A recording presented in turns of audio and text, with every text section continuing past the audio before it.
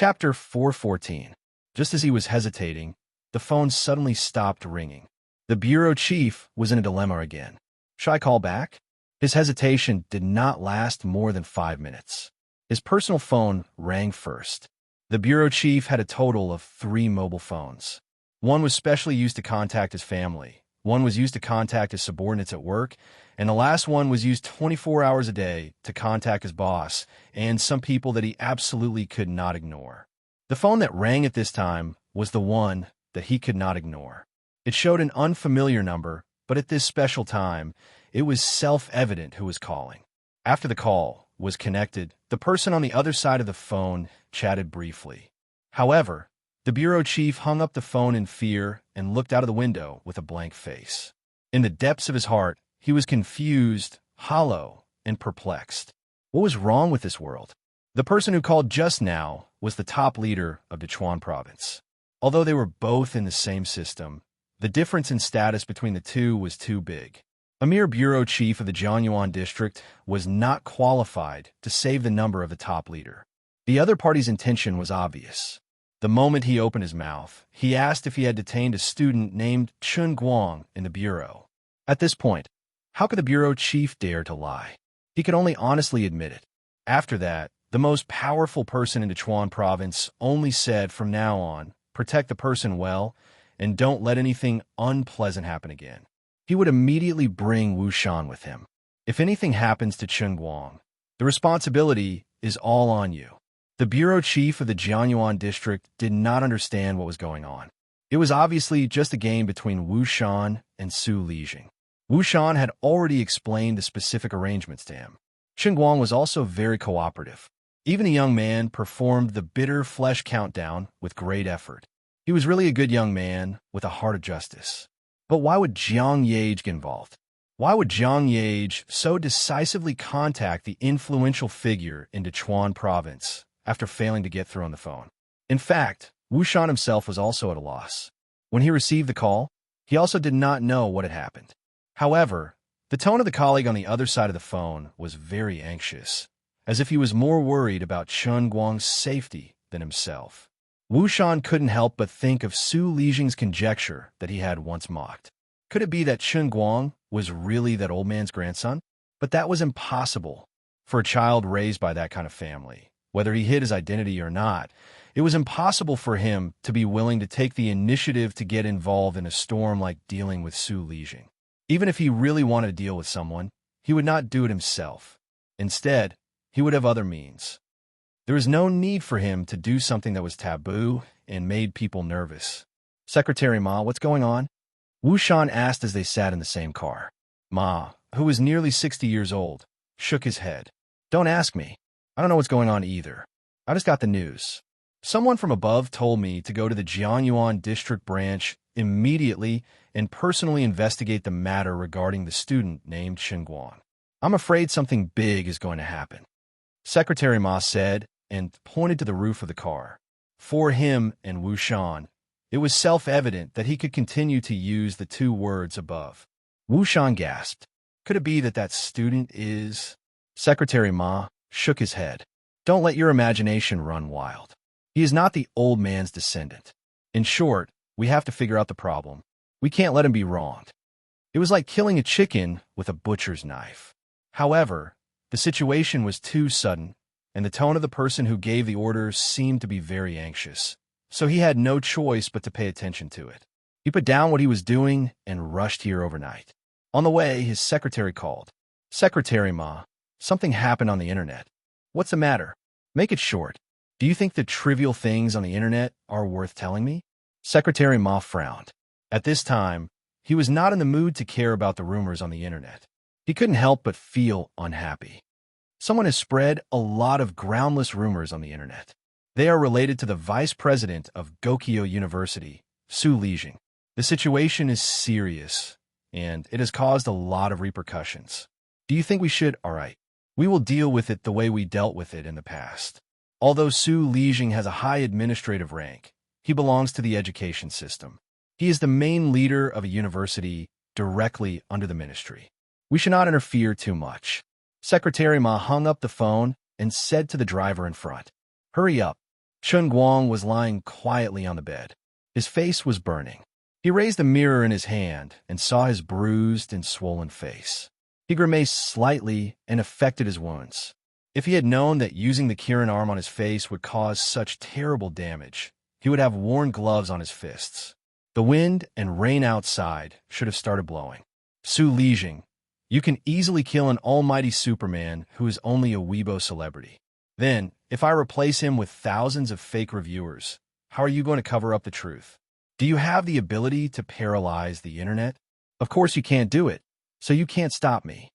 Sister Shuriwe, I want to go to the 5 capitals. Don't stop me. Zhang Yage threw things angrily. The expensive blue and white porcelain vase was smashed to the ground by her slap, breaking into pieces. Jean Shuriwe opened her hands and stood in front of the door, blocking Jiang Yage. Yage, calm down. Things are definitely not as simple as you think. What do you mean by not as simple as I think? Jiang Yage was anxious. Sister Shuriwe, are you muddle-headed? Don't you understand the way these people do things? Chun Guang started a war on the internet, and now he's been dragged into it. Who knows what will happen to him? You want me to calm down? Kai, calm down. But even if we go to the 5 capitals now, we won't make it in time. And I feel that this matter isn't that simple.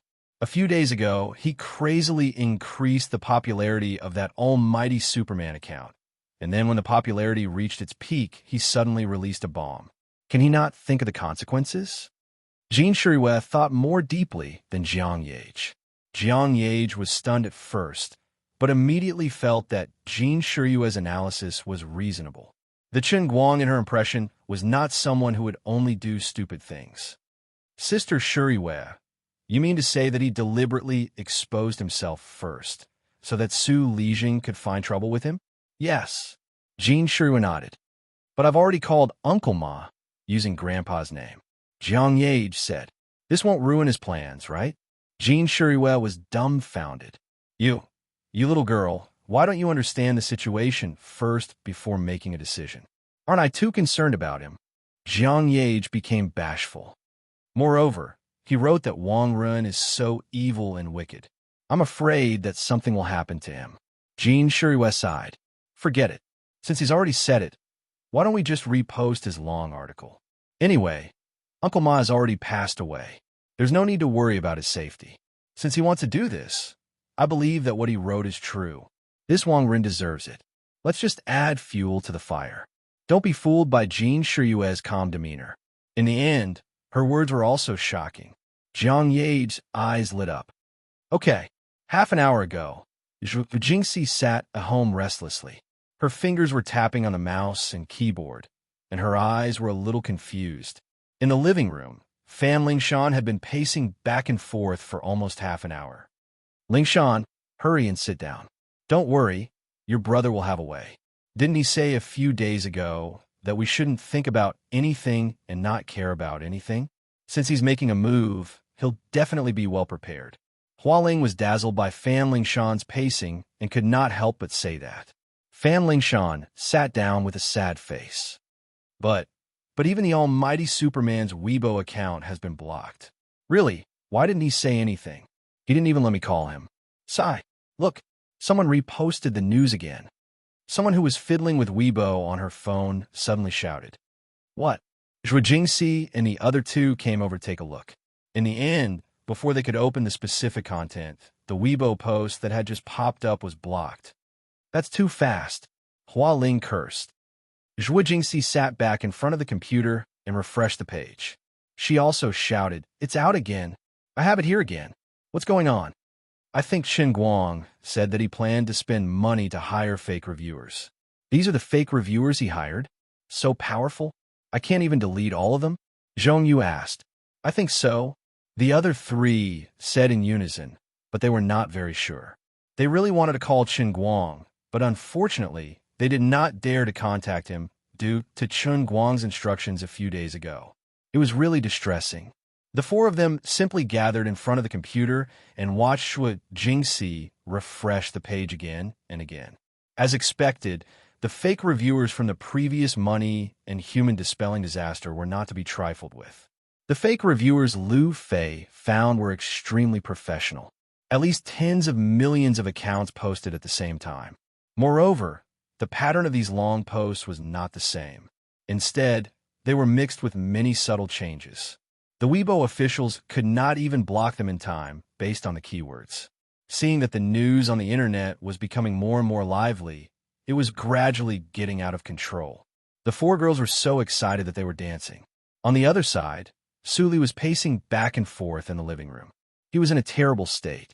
He had already brought Wangren back from the hospital. In the afternoon, he heard that a group of young people who looked like students had come to the hospital. They looked fierce and wanted to find Wangren by name. They said that they wanted to seek justice for Ding Lu's death. These people were really not arranged by Chen Guang. In this world, there were still some young people with a strong sense of justice. Perhaps it was because Chen Guang's long post was too touching, or perhaps it was because Ding Lu's experience was too tragic, or perhaps it was because this group of young people was at the age where they were hot-blooded and impulsive. They did not know what they could really do by coming together. Perhaps they just wanted to point at Wang Ren's nose and give him a good scolding. After all, this was a society ruled by law. It was impossible to take someone's life for no reason. They came in a threatening manner, but in the end, they did not even see the person. Chapter 4:15. However, Su Lijing was still worried, so he simply brought Wang Ren back. But from tonight onwards, Su Lijing realized that something was wrong. News came from Lalai County. It was said that as soon as the local court subpoena was issued, Chen Guang's father, Chen Guoli, quickly auctioned off the original installment of compensation. Chen Guoli was not a nobody in the local area who could be bullied by anyone. In a small place like Lalai, the roots were complicated. The smaller the place, the more ruthless the gangsters were. Chen Guoli had already paid the debt. If he still wanted to cause trouble for him, he would have to think twice. The people in Lalai County were not that easy to bully. That place was famous for producing reckless outlaws. On the other hand, Chen Guang was beaten up badly in the Jianyuan district branch, but he did not encounter any resistance. What made Su Lijing most furious was the crazy reports that appeared on the internet from 7 o'clock that night. Even if he had contacted the official Weibo account again and again, and the other party seemed to be very busy, because of this matter still could not be resolved. Who the hell wants to mess with me? Aren't they afraid of my revenge? Su Lijing was also sitting in front of the computer. With the help of his secretary, he looked at the growing storm on the internet and fell into deep thought. Old Su, what should we do now? Su Lijing's secretary hung up the phone and looked at him helplessly. You're asking me what to do?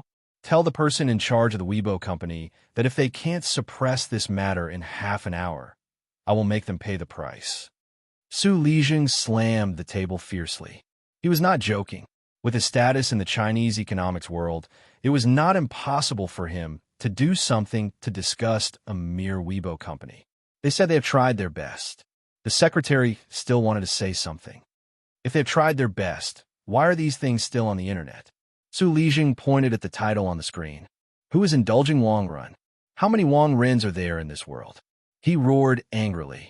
The secretary was having a headache. This kind of matter was not something a small secretary like him could handle. What's the use of yelling at me? At this moment, his finger pressed F5 to refresh again. Then, his pupils contracted as if he had seen a ghost. He refreshed the page again. Finally, he screamed, Elder Su, Jin Shuriwei and Jiang Yage. Both of them reposted the same Weibo post at the same time. I know you're talking about those two celebrities, but why are you telling me this now? Su Lijing slapped the young man hard in the face. Old Su, it's not like that. The young man covered his face and whimpered. What they forwarded was the scandals about Director Wang. What? Su Lijing froze. Jin Zhang's sudden participation in the battle caused this matter to instantly be pushed to a terrifying height. At this moment, the ones who were suffering the most were none other than the Weibo official censors. They, who had been working overtime through the night, stared at Jin Shuriwei and Jiang Yage's Weibo accounts. They moved their mouse to the block option again and again, but they did not dare to click on it. There was such a list in the celebrities' Weibo accounts, and it was not something that the lower-level staff could handle. Once a decision was made, it had to be reported to the higher-ups. It was said that there were people in charge of this matter at the highest level of the company. Without a doubt, Jin Shuriwei and Jiang Ye's Weibo accounts belonged to this category. They were the VIPs among VIPs, the fighter jets among VIPs. Not to mention the lower-level staff. Even the vice president of the Weibo company, who was temporarily on duty, did not dare to breathe loudly. This company had been through at least 10 years of ups and downs, so it naturally had its own set of techniques and plans for public opinion management. It was also highly consistent with the relevant departments of the country. This time, it was an order from one of the subordinate departments of the relevant department that blocked Wang Ren's information. Then, the problem was, what should they do when Jin Shuriwei and Jiang Ye joined the battle? It wasn't that their Weibo company could not afford to lose this popularity, but the backgrounds of these two celebrities were too special. This was simply inhumane. The vice president was on the verge of tears. The two of them were the left and right hands of the national idol. Was it really necessary to get involved in this matter? Even if they had a strong foundation and were not afraid of offending people, as celebrities, they should not be involved in such ordinary matters. Under normal circumstances, celebrities' Weibo would have people in charge of managing it. Even if it was just a simple post, it would require the management team to consider it thoroughly. Jin Shuriwei and Jiang Ye were no exception.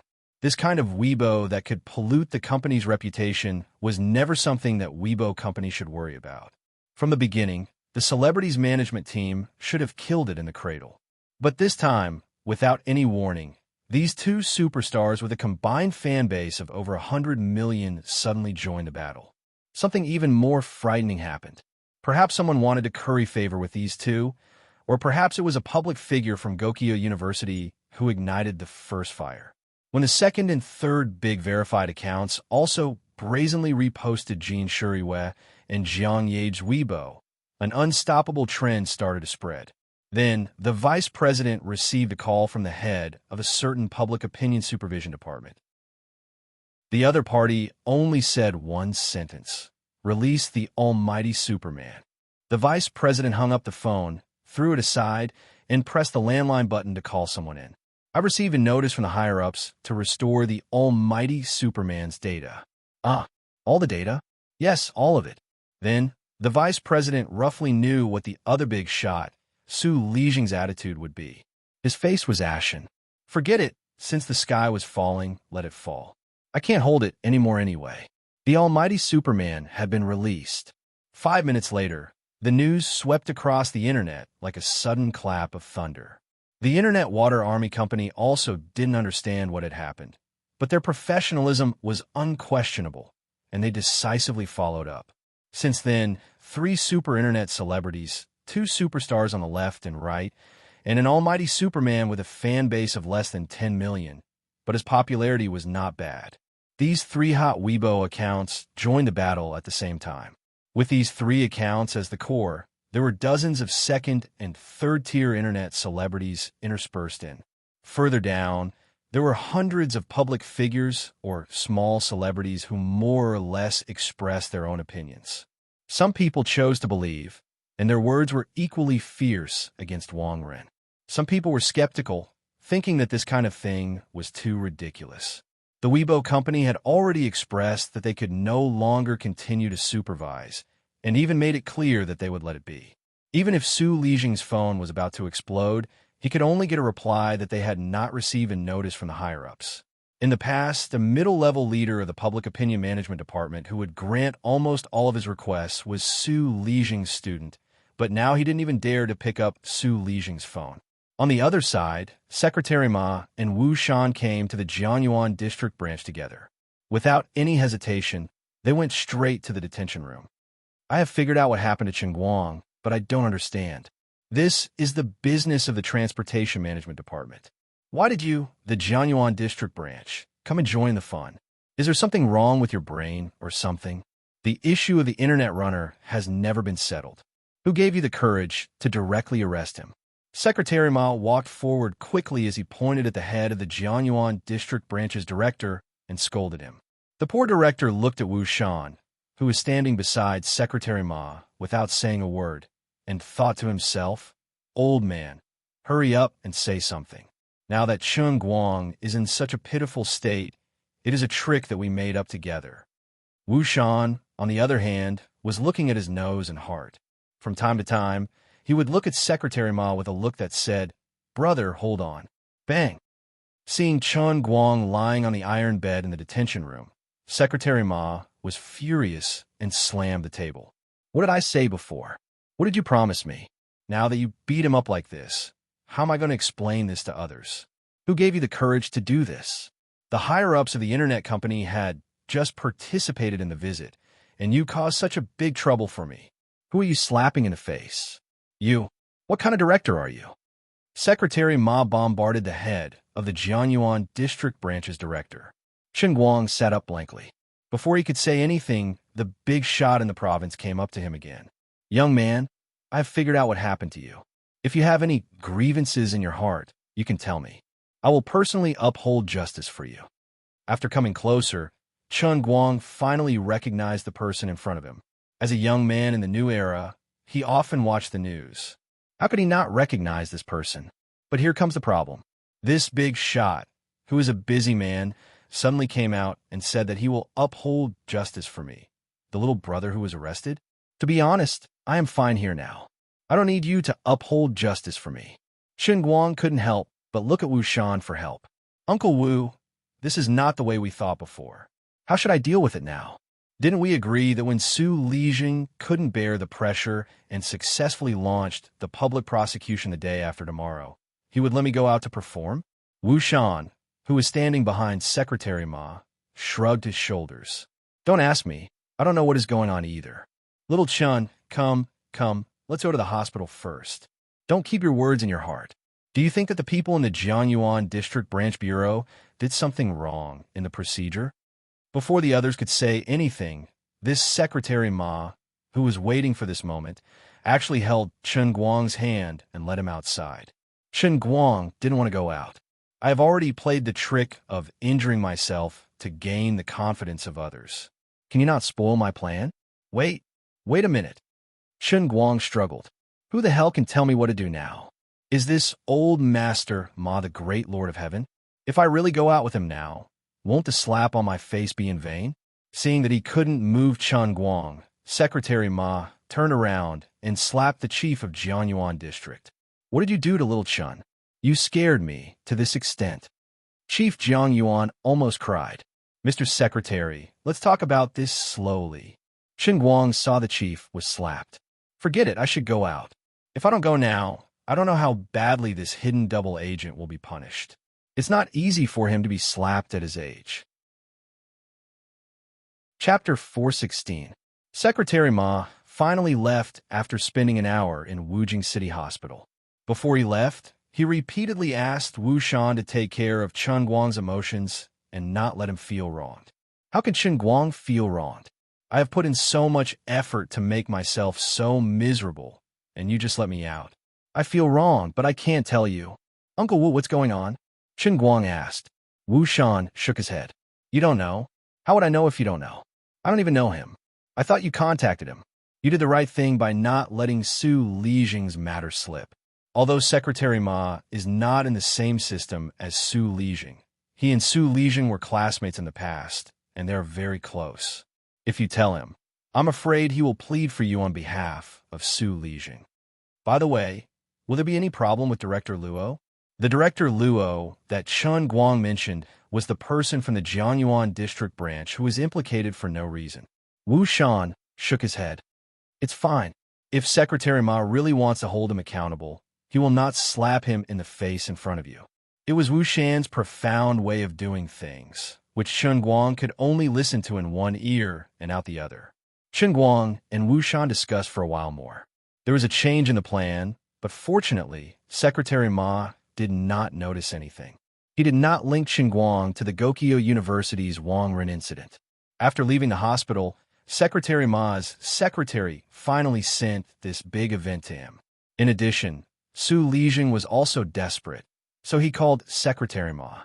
Secretary Ma did not promise anything easily, but he did feel that it was not good for the public opinion to be in an uproar on the internet. He was about to report this matter to the public opinion regulator in Beijing, but he suddenly reminded the Secretary General that Jiang Yage and Jin Shuriwei had reposted the Weibo posts against Wang Ren. Secretary Ma had been in the political circle for many years, and when Jiang Yage called him personally, he remembered Chen Guang's strange behavior in the Jianyuan district branch. He thought for a while, and guess what had happened? He hesitated for about 10 minutes and did not call Su Lijing in the end. Secretary Ma had long heard about the good-for-nothing son of a famous scholar who was once his classmate. However, in his position, there was no need for him to poke his nose into things that he shouldn't be involved in. Su Lijing had always taken good care of Wang Ren. He only limited Wang Ren's influence to the small area of Wujing University. But old man, you seem to have hit an iron plate this time. I can't protect you and your son anymore. Chen Guang was lying on the hospital bed, playing with his mobile phone in boredom. He still did not understand why Secretary Ma came to save him out of nowhere. He tried to find out everything, but he could not find any reason. Until Jiang Yage called him, he finally understood what had happened. Jiang Yage, of course, called to ask for credit. Chen Guang did not expect that she could have such a terrible influence, nor did he expect that she would ask for such a big favor just to help him. How is it? Praise me quickly. Jiang Yage on the other side of the phone said with a smile. Chen Guang took a deep breath and thought, I really can't praise you. Do you know how resolute and courageous I was to use the Kirin arm on my face? Can you understand how I feel at this moment? You definitely don't understand. I can't explain it to you. All right, how much hatred do you have with that Wang Ren? Sister Shuriwei and I read the long article you posted word by word. We felt that it was very sci-fi. It didn't seem like a real person. It was like something out of a novel. Jiang Yage once again showed her skill of asking for credit. Reality is often more nonsensical than novels. That's right, but we believe you. So, Sister Shuriwei and I forwarded it to you. This really needs to be thanked. Huh? You and Jin Shuriwei forwarded it? This, how can I accept it? I can't thank you with words. Jiang Yage snappily said, Shouldn't I say that? How can you say that you can't thank me? Oh, that's right. Aren't you going to do something to express your gratitude? Jiang Yage giggled. An idea flashed in Chen Guang's mind. Why don't I repay you with my body? Jiang Yage immediately replied, Okay. What the hell? Can't you be a little more reserved? I'm joking. Chen Guang hurriedly added, I'm very serious. After chatting with Jiang Yage for a while, Chen Guang happily hung up the phone.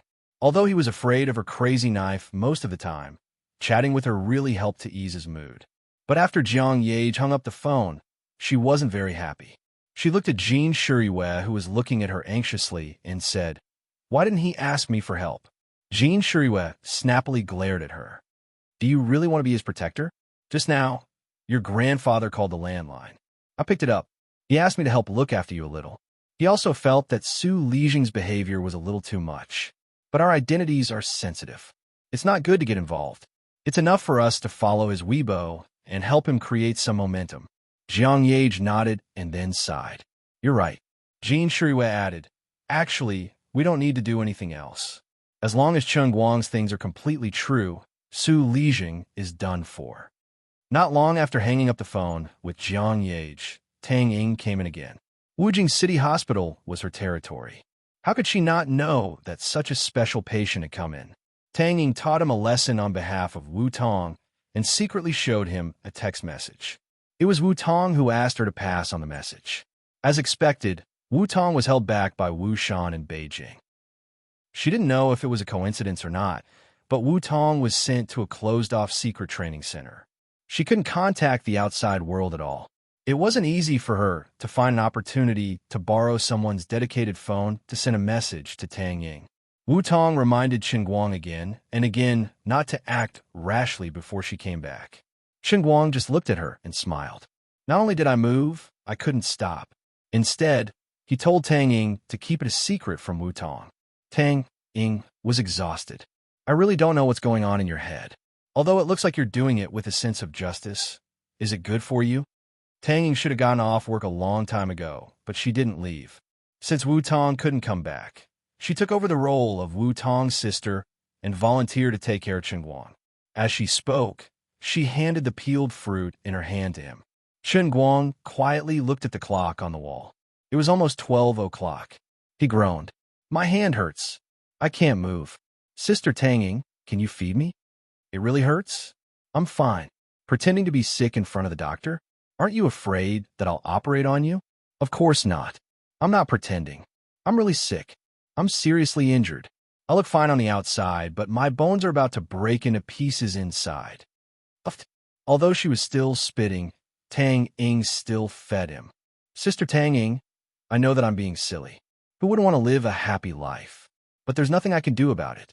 I've read in a novel in the past. What's this called? When your thoughts aren't clear, your cultivation will suffer.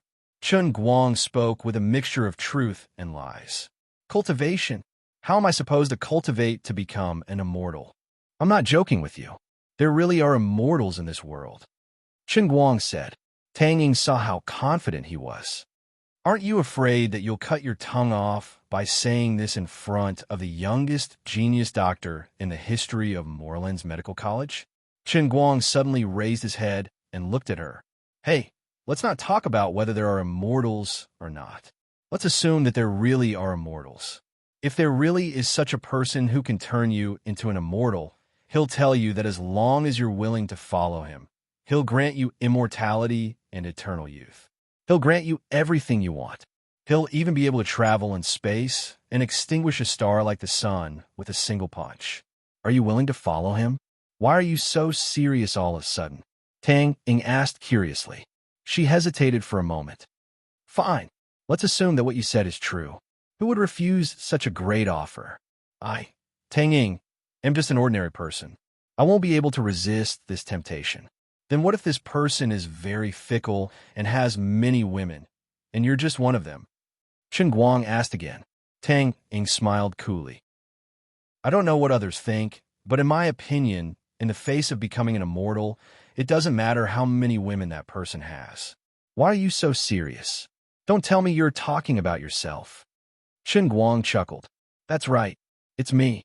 The person lying in front of you is the legendary lord of all realms. As long as you follow me, I'll pluck down all the stars in the sky for you. I didn't believe Wu Tong when she said you were a lecherous little brother. I even defended you, but now I've seen through you. Tang Ying blushed and pinched his hand. She seemed to recall what happened after this guy ate the super powerful tonic soup that night. You haven't taken enough advantage of me, have you? Chen Guang nodded happily. Yes. Go look for your sister Wu Tong. Tang Ying pinched him again. You're already making up stories to take advantage of me. Strangely enough, if someone else said that to her, she would only feel annoyed. But when it came to Chen Guang, she never got angry. Perhaps it was because she had left a very good first impression when they first met, or perhaps it was because they had already done things on a larger scale, or perhaps it was because her best friend, Wu Tong, had made it clear that she wanted to give herself to him. Tang Ying only felt shy when faced with this guy's teasing, but she didn't feel the slightest bit unhappy.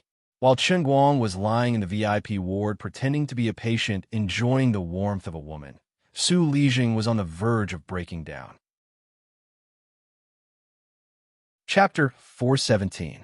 With the Internet Water Army's actions as the first point, Wang Rin's matter once again became a hot topic after a day of silence and brewing. However, it was not hot enough at that time, and not many people paid attention to it. Jin Shuriwei and Jiang Yage followed the trend and posted on Weibo as the second-time node.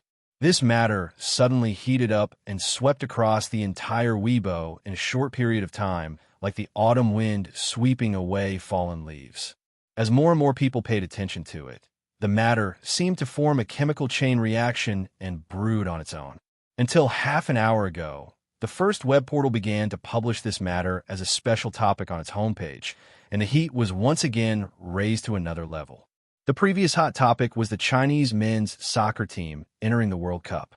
Wang Yinu's special topic was called, It Takes 10 Years to Grow Trees and 100 Years to Educate People. Be a worm in the towering tree of modern education. Soha News' special topic was called, Reality is Crueler Than Fiction. Who will uphold justice for the dead? China News' special topic was the most eye-catching. Who is Wang Rin? Who is the Wang Run behind Wang Run? China News, as the official mouthpiece, actually put such a title on their homepage. The meaning of the title was very obvious. The wind had changed. Finally, under Chen Guang's brewing and manipulation, this matter went from a spark to a prairie fire, and it could not be stopped. Water can carry a boat, but it can also capsize it. Su Lijing had been in business for half his life, and the only stain was on Wang Ren. In the past, no one had uncovered him, or even if someone did, it was not powerful enough. Su Lijing could easily use his personal influence to eliminate it. Until today, when Chen Guang almost flipped the table with his life, he could no longer hide it. In the middle of the night, Wang Ren received a phone call, and then his face turned ashen. His connections in the procuratorate had privately informed him that Wang Ren's prosecution would officially start tomorrow, and this meant that he could no longer leave the country. I told you to leave immediately. You said you don't want to leave. Now it's all over. You can't leave. Su Lijing slapped Wang Ren's face hard, but this did not quell his anger. Then, he received another call. It was from a junior police officer from the Jianyuan District Sub-Bureau. He only informed him of one thing. Chen Guang was taken out of the Sub-Bureau. Secretary Ma led the team, and Wu Shan accompanied him. When Su Lijing heard this, his heart turned cold. It's over. Dad, you must help me. You have to save me. I know I was wrong. I don't want to go to jail. You can't let me go to jail. Dad, you must have a way, right? I'll be fine, right? Wang Ren even forgot about his injuries and knelt down in front of Su Lijing. Su Lijing gave Wang Ren a pained look. Do you regret it now? When I told you to leave, why didn't you take it seriously? I am your son. There was no reason for him to go to jail over such a small matter. I didn't expect this. Wang Ren said tearfully. This time, Su Lijing did not correct him. He was not in the mood to do so. Wang Ren's aunt also ran out of the study. Attention, you can't just ignore this. It's been so long. Why are you bringing up the past? Go find someone. You have so many friends. They could all be of help. There will be no problem, right? You only have one son, Shaoran. Shaoran is still young. Who hasn't made mistakes? He can't go to jail. Su Lijing looked at the mother and son, echoing each other, and felt extremely tired. He really did not understand what he had done wrong. Why was his son so useless? Was he still young? He was already over 30 years old, and this was still considered young. Look at the children of other families. Which one of them was like him? They were past 30 years old and still accomplished nothing. Not only that, but their minds were always filled with dirty and rotten ideas. You really are an idiot. I told you so many times not to cause trouble in school. You like women, there are so many expensive ones out there. Why can't you control your crotch? If you didn't touch Zhuo Jingxi, if you didn't provoke Chen Guang, you wouldn't have become like this. Su Lijing raised his leg, wishing he could step on Wang Ren's back. But in the end, he could not bring himself to do it. Forget it. Now that things have come to this, I can only sell my old face. Don't worry, I will think of a way. In fact, Su Lijing had never thought that Wang Ren would become like this because of his words. I will think of a way. Su Lijing indulged him again and again, cleaning up after him again and again. This made Wang Ren, who was already a bad person, even more indulgent. He always felt that no matter how big the mess he made, Su Lijing would be able to handle it for him. At least in the 10 years before today, Wang Ren's trick had been tried and tested. How could there be karma without cause in this world? Chen Guang was discharged from the hospital early the next morning. He first quietly went to the hotel room that he had arranged with Deputy Director Han to meet with the family of the boy who was seriously injured and eventually died in a vegetative state. So far, the only things that could really be used to convict Wang Ren were this boy, the nurse, and Ding Lu. The other so-called corruption and the so-called unspoken rules in the school, although hateful, could be said to be consensual. It could be said that there was a problem with his lifestyle, but it was not enough to convict him. At least if they wanted to touch someone with Wang Ren's background, these things were not fatal. Currently, Ding Lu's family had lost contact, and the nurse was unwilling to come forward. The only people who could file a lawsuit as the victim's family was actually the boy's family. The family had originally given up on struggling. Now that Chen Guang had taken the lead to help them get revenge, they were naturally grateful. Chen Guang did not say much. He only told them to be at ease and boldly sue. As long as they sent Wang Run to court, he would handle the rest of the matter. In the afternoon, the court summons was delivered to Wang Run. However, Chen Guang received an unexpected phone call. It was from Su Lijing. Su Lijing asked to meet with him. Originally, Chen Guang did not want to respond, but after discussing it with Wu Shan, he finally went. The two arranged to meet at a tea house in the center of Wujing City. When Chen Guang arrived, Su Lijing had already sat down in the private room of the tea house. After a few days, the old man who was originally aggressive seemed to have aged 10 years. His spirit was not as good as before, and there seemed to be a lot more white hair on his head. Su Lijing personally poured a cup of hot tea for Chen Guang. Chen Guang did not take the initiative to open his mouth. He just watched this giant of the economics world humble himself to do this seemingly meaningless thing. Chen Guang, stop. I can give you whatever benefits you want. Su Lijing gently pushed the teacup in front of Chen Guang with both hands. Chen Guang looked down at the tea in the cup. It was clearly overflowing with tea fragrance, but he did not have the slightest appetite. Vice Principal Su, I have already done this much. Do you think it's possible for me to stop? What do you want? What benefits does this bring to you? Su Lijing saw that lowering his head was not going to work, so he slammed the table. Chen Guang laughed. What? Seeing that lowering your head is useless, you want to play the old trick of threatening me? I'm sorry, I don't buy it. If I was really afraid of you, I wouldn't have meddled in this matter from the beginning. Do you think I really want something? Su Lijing looked at Chen Guang with a scrutinizing gaze.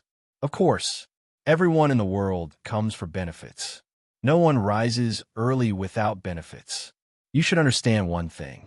Even if I, Su Lijing, don't hold this position anymore and become an unemployed old man, if you offend me to death, I can still make it difficult for you to take a single step in the future.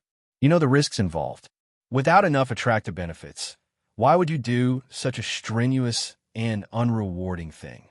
Chen Guang picked up the cup and splashed the tea on the floor.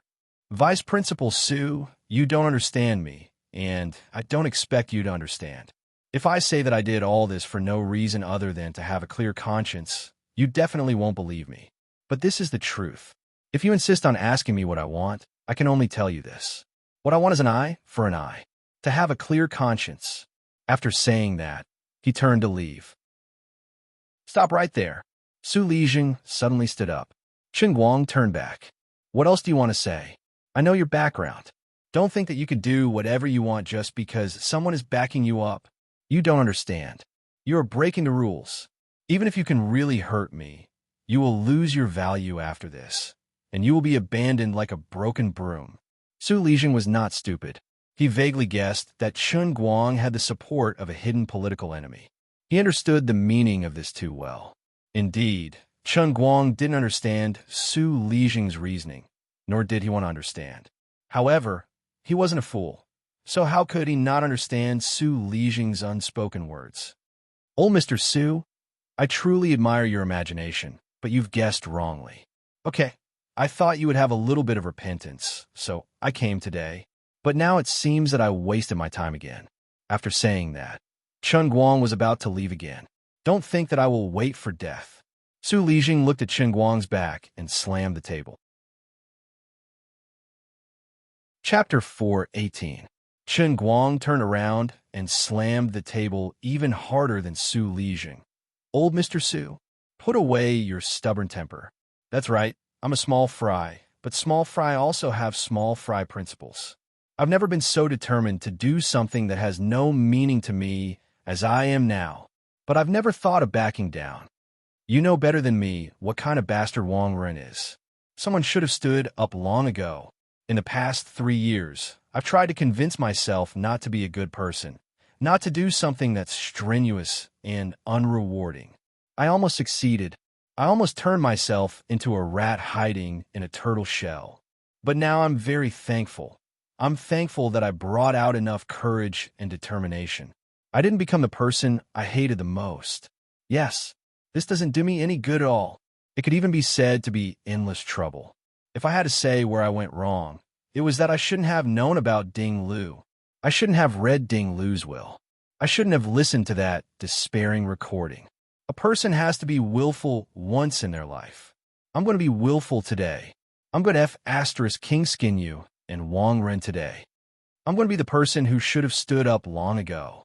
Use whatever methods you have. I want to see if this world is really that dark. I can't stand this darkness. I want everything I see to turn into white. I wasn't that kind of person in the past. Thank you and your good son for letting me see the extreme of filth and ugliness. Yes, you, Su Lijing, have done many things for the country and the people, but that can't be a reason for you to allow Wang Ren to be lawless.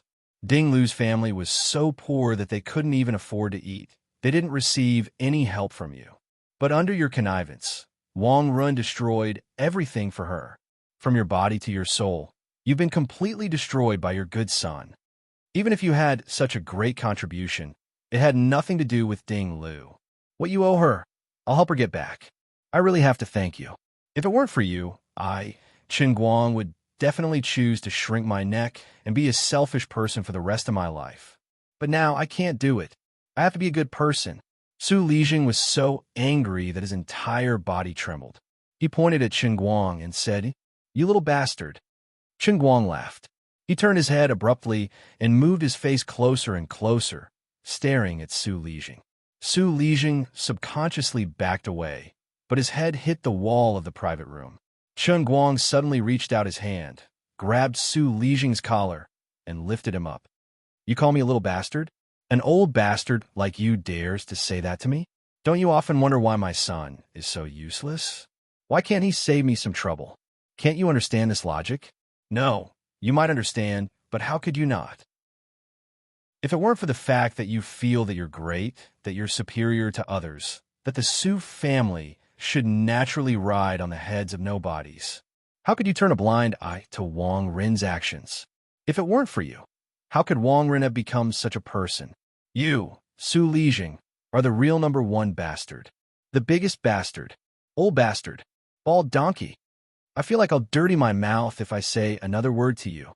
After Qin Guang said that, he threw Su Lijing to the ground, slammed the door, and left. Su Lijing coughed violently and slowly stood up.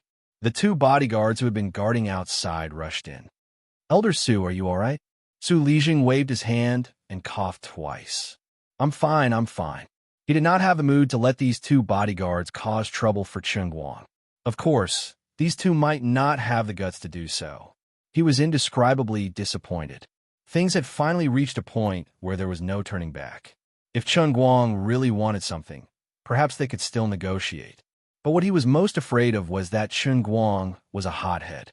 What he was most afraid of was that this guy was just doing what Su Lijing saw as meaningless justice.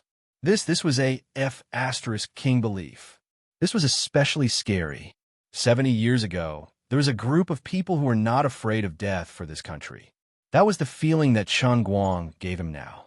Su Lijing had never thought that he, who had stood proudly in this country and even in the economics world for so many years, could speak freely with the country's leaders, would one day be pointed at his nose and scolded by a student, and he could not retaliate. Qin Guang and Su Lijing had fallen out. He also knew that this unrepentant old man would make a move soon, but he did not expect it to be so soon. An hour later, the prosecution lawyer that Lu Fei had helped to contact suddenly broke the contract and no longer accepted the lawsuit. Apart from that, the family of the boy who originally hated Su Lijing and Wang Ren changed his mind for some reason. Without the victim's family to sue, the original procedure had to be overturned again. "Mr. Chun, Deputy Director Han, we don't want to sue Wang Ren anymore." The boy's father looked at the livid Qin Guang and Deputy Director Han, his eyes flashing. Old Han was furious. "Did Su Lijing contact you in private? Are you guys stupid or what? What do you call this? This is called asking a tiger for its skin. This is called helping a tiger do its evil. We put in so much effort to create a good situation. We risked our futures and lives to help you seek justice. And now you're telling us that you want to get cold feet? Thank you for your help all this time. We know what's right and wrong, and we also know that you've sacrificed a lot, but the boy's mother's eyes reddened as she spoke. Chen Guang looked at the family's extremely awkward expression and asked, if I'm not wrong, Su Lijing told you two things in general. First, even if you win the lawsuit and send Wang Ren to jail, Wang Ren won't die, and you won't get many benefits. When the time comes, he'll keep thinking of ways to make trouble for you. Second, if you give up on suing, he'll promise you all sorts of benefits. The boy's father's face stiffened. Wei Tianwang had guessed everything correctly, but of course he could not admit it. He shook his head. No, it's not like that. It was just an accident. It has nothing to do with Wang Ren. What a joke. I've already shown you the surveillance footage. Now you're telling me that this matter has nothing to do with Wang Ren? Are you worthy of your son's soul in the netherworld? Don't you feel pain? Don't you feel pain? Don't you hate him? Chen Guang was so angry that he laughed. Sometimes, you really couldn't bring yourself to love some people. It's not that we don't want to, but that's Su Lijing. Even if we send Wang Ren to jail, there's actually not much meaning. Xiao Song is already gone, but our lives still have to go on. He won't blame us. Chen Guang and Old Han looked at each other. Although they didn't know how much benefits they received, it wasn't hard to imagine how strong the coercion and temptation that could make a family give up on the hatred of losing their son. The two walked out of the hotel room dejectedly. Before they closed the door, Chen Guang vaguely heard a sentence from inside. That Su guy said there's still half, right? We'll use this money to build a new grave for Xiao Song. He'll forgive us, right? The family's sudden change of heart turned the originally good situation into a mess within a day. It's all my fault. I didn't expect Su Lijing to work in a victim's family. I originally thought they were the most reliable people. Sai, if I knew this would happen, I would have hidden them away and not let Su Lijing's people come into contact with them. Old Han blamed himself. He looked at Chen Guang, who also had an ugly expression. This young man didn't seek fame or profit. He only provided manpower and money to uphold justice. Instead, the victim's family was the first to retreat. On the other hand, as a dignified deputy director, he was only responsible for such a small matter, and now he was in trouble. Compared to him, he was ashamed of his inferiority. How disappointed must he be in his heart at this moment? Chen Guang smiled. It's okay. If it doesn't work, I'll sue myself. Although it doesn't seem like I have a position, it's fine as long as I can send Wang Ren to court. If he really can't go to court, I have other ways. What are you going to do? Old Han was shocked. Chen Guang didn't say anything, but his gaze was firm. On the other end, Guoming, who had gone to a few law firms in a day, also called dejectedly. In the big Wujing city, or even the whole country, there wasn't a single law firm that was willing to take on this matter. Su Lijing had already gone all out. He wanted to take drastic measures. Although Wang Ren was currently in a precarious situation due to the uproar on the internet, Su Lijing's years of operation were not for nothing. Apart from that, the news of Secretary Ma standing up for Chen Guang had already spread in a small circle. However, for those who weren't well informed, they didn't know what relationship Secretary Ma and Chen Guang had with Su Lijing. They only treated this matter as a personal grudge between Su Lijing and the internet celebrity known as the Almighty Superman.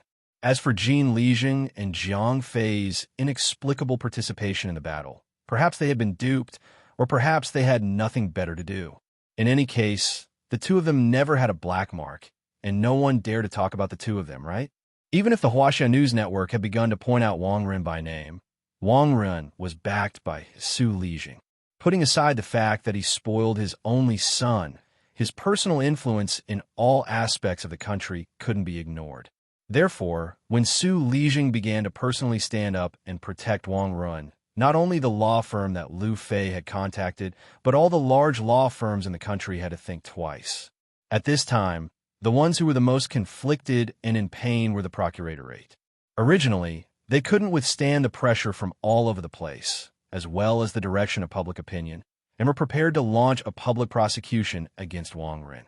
However, at that time, Su Lijing hadn't really made a move yet, and the boy's family was also radical enough with the help of Chen Guang. However, suddenly, that family didn't make any moves. The procuratorate was also in a dilemma, but Su Lijing personally asked someone to call them. For a time, Chen Guang and Old Man Han couldn't do anything. Chapter 419. Are we just going to let it go like this? Old Han looked at Chen Guang in despair. The popularity of Wang Ren's case on the internet would eventually die down. This was also the characteristic of the internet. Every day, at every moment, there would be all kinds of hot news. News came and went quickly. Even if there was a big explosion somewhere and everyone knew about it for a while, after a while, this hot news would be gradually overshadowed by the torrent of information explosion. People's attention would be diverted, and their hatred and disgust would be forgotten. Even if the world was turned upside down, if one could not take advantage of the time when the wind blew to settle it, it would only become an inconspicuous past that was buried by the wind and sand. Without Wu Shan adding fuel to the fire, Chen Guang wanted to rely on his own strength to complete this matter and send Wang Ren to court. Even if it seemed justified, the world's principles could not be won just by standing on the side of reason. Unwilling to give up, Chen Guang posted another Weibo post using the almighty Superman. This time, he flipped the table again. I thought that I could uphold justice with my moral standing, but now I realize that I'm powerless. I'm just an internet celebrity. Other than shouting on the internet, I can't do anything. My friend told me that the victim's family backed down and wanted to withdraw the lawsuit. He couldn't find a law firm willing to take the case, and the documents sent by the prosecutor's office were also empty promises. I don't understand what's going on with this world. Why can't the wicked get the punishment they deserve? I used to think that it was because the ugly was not exposed to the world. Now, as a first-tier internet celebrity, I take out the ugly things and let them bask in the sun. Let the sun purify the ugliness of the world. But now I realize that I was wrong. I'm just an incandescent light. If someone cuts off my electricity, I have no light. Now that I have electricity again, I'm starting to struggle again. I'm starting to court death again. But it's meaningless. In a video you can see, I'm an omnipotent, almighty Superman. On the other side, you can't see, I'm just a useless person who can't do anything. From tomorrow onwards, I will be a blind man. I no longer need my eyes to find the light. From tomorrow onwards, I'll be deaf.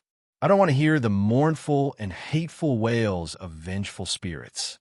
From tomorrow onwards, I'll be a cripple. I'll live the rest of my life in the illusion with a leg that's covered in mud and rotten. From tomorrow onwards, I'll be a madman. Since I can't change anything, I'll just make myself crazy. That way, I might be able to live a more relaxed life. Is this really the only way? Parking his car alone outside Jingxi's neighborhood, Chen Guang pressed the send button. In fact, he didn't know what the point of posting this Weibo post was, but there was too much anger in his chest that he couldn't calm down. 5 minutes later, the first call came from Jean Shuriwe.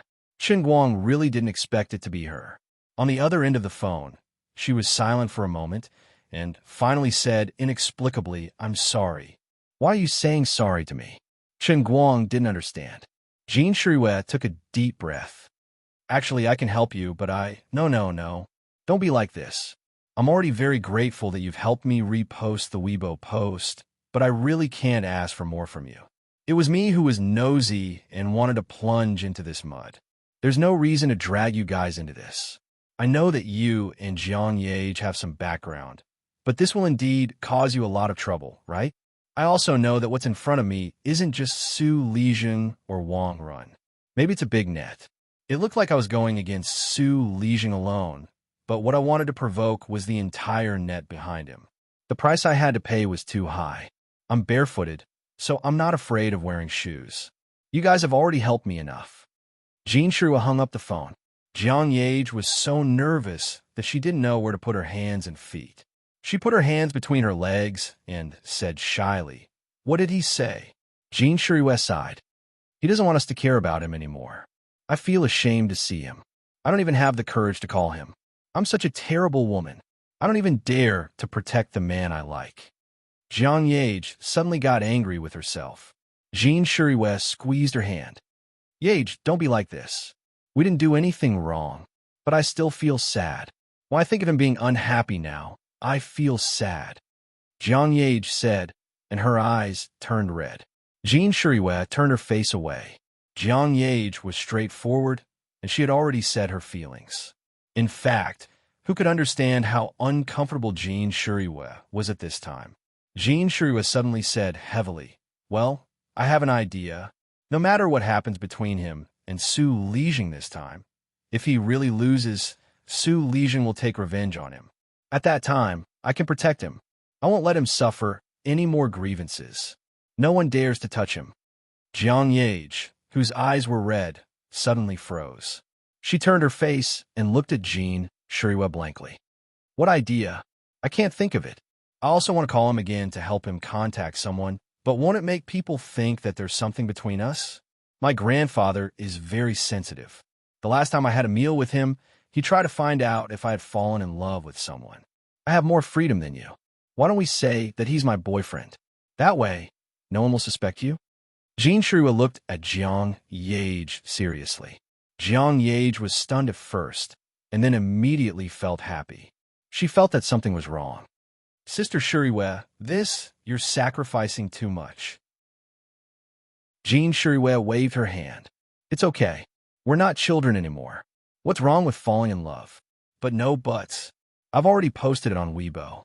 "Hey, Sister Shuriwei, are you crazy? There's no need to say this kind of thing on Weibo. It's enough to let some people know in private. If you post it like this, our fans will explode." Jean Shuriwei shrugged. "After singing for so many years and acting in movies and TV shows for so many years, I'm also a little tired. Anyway, if those fans can understand it, then so be it. If they can't, I don't mind. Do we lack money? At most, I'll just take a break. Even if I really have a boyfriend, who can say anything? Besides, do you really think you can release the news in a small circle? Don't you think about my dad? If we don't directly post it online and catch them off guard, you and I won't even have a chance to talk. We can only post it on Weibo. What did you say?" Jiang Yage snatched Jean Shuriwei's phone and read it word by word. "I'm in love. The boy I like is 3 months older than me. His surname is Chun. He's a third-year university student. He's not in the entertainment industry. He's the brightest ray of light in my life. Since the first time I saw him, I've fallen in love with him. Please give me your blessings and don't disturb him. You scare me to death. I thought you were going to post a photo of him." Jiang Yage patted her chest after reading it. Jean Shuriwei smiled casually. "I'm not stupid. Can't you see that he's most afraid of fame? I don't even dare to say his name. But people who understand will naturally understand after seeing it. It's enough to subdue Su Lijing." "All right, Sister Shuriwei, thank you." Jiang Yage returned the phone to Jean Shuriwei. She didn't know what to say. Dragging his exhausted body and mind, Chun Guang returned to Zhuo Jingxi's dormitory for the first time in a few days. The girls were still there to keep watch. Although Chun Guang didn't call them all in the past few days, they could guess how much Chun Guang had done in the past few days from the scattered rumors on the internet. Zhuo Jingxi had been on Weibo, staring at the almighty Superman. When this limerick called "Starting Tomorrow" was posted, Zhuo Jingxi understood. Things didn't go as smoothly as he imagined. The resistance he encountered was stronger than he imagined. At the end of the day, he was still a student. He was the one who insisted on stiffening his neck, straightening his shoulders, and shouldering this burden that he shouldn't have. How much disappointment and pain must he have felt in the depths of his heart to be able to write such a thing? Zhuo Jingxi's impression of Chun Guang was never one who liked to show off his literary talent. He didn't have any literary talent either. Let's just forget about it. I believe that after this incident, Wang Ren won't dare to do anything in school anymore. Zhuo Jingxi began to waver. At this moment, the doorbell rang. Zhuo Jingxi stood up abruptly. Could it be that he was back? When she opened the door and saw Chun Guang with red eyes and his head hanging down, Zhuo Jingxi's heart almost broke. "You're finally back." Zhuo Jingxi couldn't care less about being reserved anymore. She rushed forward and hugged Chun Guang. "It's been hard on you these past few days." Feeling Zhuo Jingxi's warm embrace, Chun Guang's originally empty heart was suddenly warmed up. He then looked up at Fan Lingshan, Hua Ling, and Zhong Yu, who were looking at him from the side. Chun Guang had an illusion that he was the man who shouldered the storm on his shoulders. This was his home, the harbor of his soul. Don't ask me anything. I don't want to talk about it. Let me rest. I'm a little tired. Squeezing out of Zhuo Jingxi's embrace, Chen Guang forced a smile at the crowd. He rarely showed such a weak expression. It was really too hard on him outside. He had done everything he could to this day and was about to succeed, but because the person he could rely on the most reneged on his words, it was all for naught. He was really tired. Admittedly, he could try to find Ding Lu's family again, but it was probably too late. As long as he gave Su Lijing a chance to breathe, he would probably send Wang Ren away, even if he had to bear the immense pressure. He was really at his wit's end. After dinner, Chen Guang wasn't in the mood to care about the storm outside. He told everyone that he was a little sleepy and went into Zhuo Jingxi's bedroom. He lay on the bed and played with his phone. He was scrolling through Weibo out of boredom when he saw the Weibo post that Jin Shuriwa had just posted. He thought he was blind. Chapter 420. Jin Shuriwa, who had never been involved in any scandals, actually publicly admitted that she was in love. It was like a stone that caused 1,000 ripples. In less than an hour, the internet had completely exploded. The news came too suddenly and caught people off guard. It was like a sudden clap of thunder. Her love partner was just a university student. For a moment, many fans were heartbroken. Some fanatical fans even clamored on the internet to threaten her with death. They said that their goddess was no longer pure and that there was no meaning in their lives anymore. It would be better to drag their goddess to death with them. Of course, there were also some rational fans who replied to persuade Jin Shuriwa. They told her that she was not even 21 years old yet, and that it was the peak of her career. There was no need to put herself in the cage of love so early. There were also a small number of fans who expressed their understanding of Jin Shuriwa's decision. They were grateful that their goddess was not like other actresses. They were obviously already married or had changed countless boyfriends, but they still pretended to be pure in front of their fans. They said that they liked this kind of Jin Shuriwa, this kind of left and right hand. Yes, there was no. They liked that she was always sincere, and they liked that she did not lie or pretend. This Weibo post did not damage their goddess's image in their hearts. Instead, it made them even more fanatical. They felt that for Jin Shuriwa to post this Weibo at the peak of her career, she and her boyfriend must be really in love. Celebrities are also people. Celebrities also have the freedom to love. We support it. It was not only these fans who were crazy, but also the major entertainment media. In the past many years, there have been speculation about the scandals between Jin Shuriwa and Jiang Yage. However, some of the media who followed the trend had cleverly kept their mouths shut after they were unlucky. It was also proven that although the two of them were mixed in the big vat of the entertainment industry, no one could make irresponsible remarks about the love lives of the two women. Not to mention the scandals. Even in the TV movies, the two of them had always used a stunt double for kissing scenes. They rarely even held hands.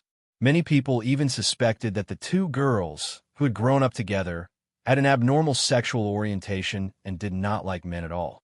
But today, this incomparably explosive news came from Jin Shuriwa's own mouth, and the meaning and concept were different. In the past, no one dared to guess or say anything, but now that she has admitted it herself, of course, we have to make a big deal out of it. Entertainment information websites, gossip Weibo, gossip websites, newspapers and magazines, and even major video websites followed up immediately, trying to analyze Jin Shuriwa's Weibo in depth. At this moment, Jin Shuriwa's best friend, Jiang Yage, also spoke. Congratulations, Sister Shuriwa, for finding your true love. I've also met Handsome Chun. He's a good man. Sister Shuriwa, you beat me to it. His heart ached for himself. I won't say any more. Sister Shuriwa hit me. Jiang Yage's Weibo brought this matter to an even higher level of popularity. Who didn't know that these two people were inseparable from each other? Jin Shuriwa did not speak nonsense. This was really not an April Fool's joke. Jin Shuriwa's family called immediately, but she only replied with such a simple sentence. Dad, don't say anything. I'm serious. Jin Shuriwa's father had originally prepared thousands of words, but all of a sudden, he choked back. You really? Who is it? Why didn't you tell me first? Anyway, he's a very, very good boy. For him, I cannot be a star. I can leave the screen. I can put away the microphone. I'm willing to live a simple life with him, facing the sea and flowers blooming in spring. I didn't tell you in advance because I was afraid that you wouldn't be happy, wouldn't agree, and wouldn't let me say it. Anyway, when the time is right, I'll bring him to you. Jean Shirua hung up the phone, and Jiang Yage sized her up for a long time. Sister Shirua, Jean Shirua smiled. If I don't say it seriously, how can I deceive them? I have to post another Weibo. The fans' comments below are going to explode. I've experienced too much life under the spotlight. I've also seen a lot of good boys, but there has never been anyone like him who could give me the courage and impulse to give up everything to be with him. I know that there will be a lot of people who don't understand me, but I don't expect to be understood by everyone. As an artist, as a public figure, this is something I have to face. I can choose to keep it a secret, but I can't do it. I clearly love him, but I still have to hide it from all of you. No matter if you scold me, or if you don't pay attention to me in the future, I will say it loudly. I love him. I am like this. I am Jean Shirua. I am an artist. I'm also a woman. Pressing the send button, Jean Shirua winked at Jiang Yage. How is it? Did I write it well? Jiang Yage was extremely envious. Sigh. I really wish I was the one who posted this Weibo. Far away in Wujing City, thousands of kilometers away, Chen Guang was nestled in Zhuo Jingxi's fragrant bed, and he was already a little drowsy, but then he was shocked by Jean Shirua's Weibo. He was so sleepy that he almost ran away. Surnamed Chen, the light of my life? It's not that I'm narcissistic, but no matter how I think about it, this is F** King talking about the old man. Does this mean that she's publicly confessing to me in front of the whole world? Although it feels good, it's too sci-fi. But he immediately realized something was wrong. Even if it was really one of the two people who posted this, there was no reason for it to be Jean Shirua. It should be Jiang Yage, right? Did I open Weibo the wrong way? Or could it be that all along, Jiang Yage was just a cover, and the one who really liked him was Jean Shirua? He blushed on his own behalf when he said such a thing. He really couldn't suppress his curiosity, so he opened WeChat to take a look. After seeing the message from Jean Shirua, he instantly understood what was going on. Jean Shirua had helped him a lot. Chen Guang would never have dreamed that Jean Shirua would help him like this. For a 21-year-old female artist to publicly admit her relationship and post such mushy words, Chen Guang could roughly imagine the price she had to pay. But with her Weibo, coupled with her identity and background, it really became Chen Guang's death exemption gold medal. Chen Guang knew that no matter what, he didn't have to worry about Su Lijing's revenge. It was just that the price seemed a little too high for Jean Shirua. It's not worth it. Don't you have an easier way to do it? If your background is really as scary as the rumors say, or just because Secretary Tianma personally came to the Zhongyuan branch office to rescue me, you don't have to do this. Chen Guang really couldn't understand Jean Shirua's super help. But no matter what, he had to remember Jean Shirua's kindness. Thousands of words couldn't express it all. In the end, he could only reply with two simple words, thank you. After replying, Chen Guang clicked on his almighty Superman's Weibo again. The fans' comments were as usual, each with their own opinions. Some people encouraged him, feeling that he was doing what he had always wanted to do, but didn't have the courage or ability to do it. Similarly, some people slandered him, saying that this is the era of fast food consumption. We like you because you can use videos to surprise us and let us pass the time. We don't need you to bring us any deeper thoughts. Our lives are already unhappy enough. You'd better only share happy things with us. After all, you're just an internet celebrity. You're just an actor. Don't make yourself out to be a saint. You can't change anything, and you can't teach us anything. Just give up and become the almighty Superman that we used to like, and not the public intellectual who can't extricate himself.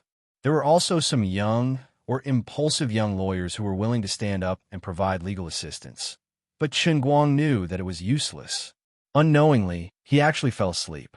When he opened his eyes again, it was already late at night. He didn't know how long he had slept. Zhuo Jingxi was lying next to him, covered with the same blanket as him. There was a faint light coming from her direction, and it seemed that she was still playing with her phone. What time was it? Where were the others? Why did she directly fall asleep? She seemed to have changed into her pajamas. Chun Guang gently twitched his nose, feeling the faint fragrance of the shower gel coming from Zhuo Jingxi's body. With the faint light from her phone, he looked in Zhuo Jingxi's direction and keenly noticed that the pajama straps on her shoulders were loosely hanging. Only pajama straps, no bra. She wasn't wearing anything else. What's going on? A man and a woman, sleeping together in the middle of the night? Teacher Zhuo, why didn't you wake me up? He didn't know if it was an illusion or real, but Chen Guang felt that the fragrance in his nose was getting stronger and stronger. The room in the middle of summer seemed to be a little hot. Zhuo Jingxi moved slightly, pulled the blanket covering her down a little, and then slightly twisted her body in Chen Guang's direction. Her face was still facing the phone screen, and he didn't know what she was looking at, but she was exceptionally focused. Her silk pajamas were too loose, and Chen Guang's sharp eyes drilled past her body. He could even clearly see the slight goosebumps on the edge of the arc. He secretly swallowed his saliva, feeling that the situation was not good. No, I can't go on like this. I have to think of a way to remind her that I'm already awake.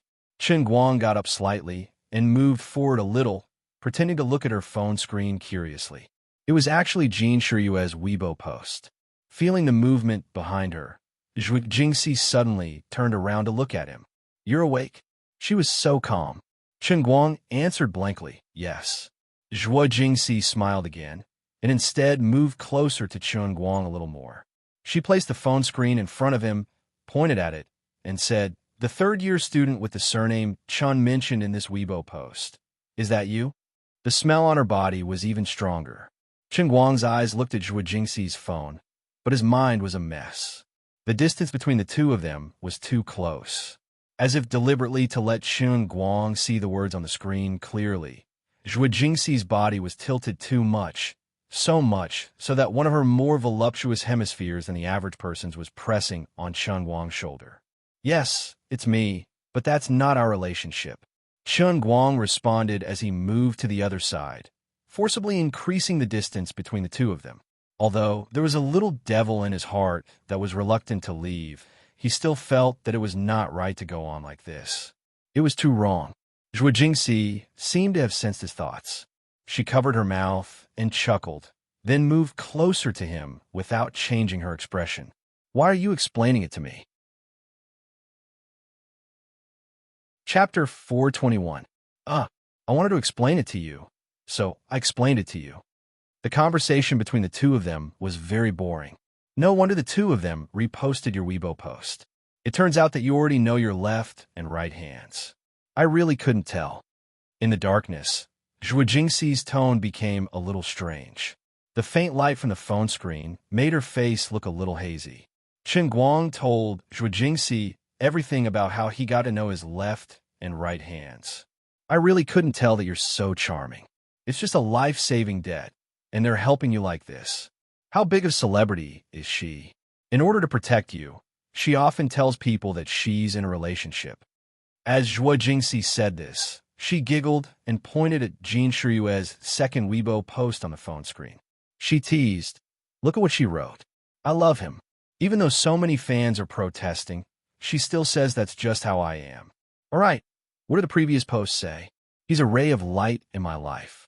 I'm getting goosebumps all over. I already said that she's helping me. Why don't you believe me? What do you mean by life-saving debt? How many lives do people have in this lifetime? You're making it sound so simple. Chen Guang was getting a headache from her joking tone. He gritted his teeth and reached out to poke her armpit through the silk pajamas. Zhuo Jingxi burst out laughing. Don't scratch me. It's itchy. Chen Guang was about to stop, but she giggled and said, anyway, as a woman, I'm guessing that Jin Shiyue definitely likes you. You can't pretend to like her. You're still talking. He couldn't let her off. Chen Guang extended his demonic claws again, and Zhuo Jingxi smiled as she resisted. One attacked, and the other defended. Finally, Chen Guang's hand still managed to burrow into her armpit, and he scratched desperately. Zhuo Jingxi's tickling was unbearable, as she struggled desperately to break free. Chen Guang was having fun, so how could he let her escape? His hands tightened, and his body subconsciously pressed in her direction. Finally, something happened. Chen Guang's left hand, which was originally going to scratch her armpit, reached the wrong place. It went under her armpit of her pajamas and suddenly grabbed something plump and elastic. The two of them were momentarily stunned. Chen Guang moved his fingers slightly. His fingertips seemed to have touched something again. His mind was in a state of panic and blankness. How did it become like this? He hurriedly pulled his hand out forcefully. His nails seemed to have accidentally scratched somewhere they shouldn't have. Zhuo Jingxi moaned. I'm sorry. I didn't do it on purpose. Chen Guang defended himself. Zhuo Jingxi was silent for about 5 seconds before she said with a trembling voice, It's okay. Silence, awkwardness, and a strange atmosphere filled the entire room for a moment. Both of them were caught unprepared by this sudden turn of events. Where are they? The atmosphere was too embarrassing. Chen Guang decided to say something to divert attention, even though he couldn't get the softness and hardness of his palm out of his mind. Zhuo Jingxi's voice calmed down a little. Hua Ling and Zhongyu went back to school. Lingshan is sleeping next door. Chen Guang said, Oh, then there was another mysterious silence. They didn't know how much time had passed, but Chen Guang's eyes were still wide open. Teacher Zhuo, are you asleep? No, don't call me teacher. Call me Jingxi. Zhuo Jingxi replied. Oh, Jingxi, thank you. I know you're just trying to make me happy. Zhuo Jingxi suddenly propped herself up and put her head in front of Chen Guang. So, are you happier now? Looking at the face in front of him, Chen Guang's heart suddenly beat very fast. I'm a little happy. That's good. Zhuo Jingxi smiled. She suddenly moved her mouth forward and kissed him gently on the cheek. Consider it a reward for your hard work these past few days. Chen Guang's face heated up when he was suddenly attacked by her. What's there to reward me for? It's not hard work. I said it so nicely, but in the end, I thought things were too simple and easy. I thought that I was an internet celebrity and that I knew some amazing people, so I could make evil people get what they deserve. But in reality, in the end, I didn't do anything. I'm really a good-for-nothing. Zhuo Jingxi suddenly reached out and covered his mouth. Don't talk about yourself like that. You're still young, and you're still a student. This isn't something you should care about. You've already done very well. Otherwise, just forget it. This time, you've already caused Su Lijing and Wang Renhe a lot of trouble. He won't appear in school anymore. This is already very good. Chen Guang suddenly became angry. He pushed Zhuo Jingxi's hand away and sat up straight. He waved his arms and said loudly, How is this not good? Don't comfort me, and don't pity me. I even hated that I couldn't quietly go and break his neck. I finally understand. Yes, it's my fault. I shouldn't have relied on the law from the beginning. I should have thought of a way to break his neck from the beginning. Zhuo Jingxi was shocked by Chen Guang's sudden anger. She jumped up from the bed and hugged him tightly. Don't be like this. Don't be impulsive. What do you mean, don't be impulsive? It's because too many people are always around me, telling me not to be impulsive, telling me not to do this, not to do that. It's such a simple thing, but it has to be like this. Is there a point? Is there a point?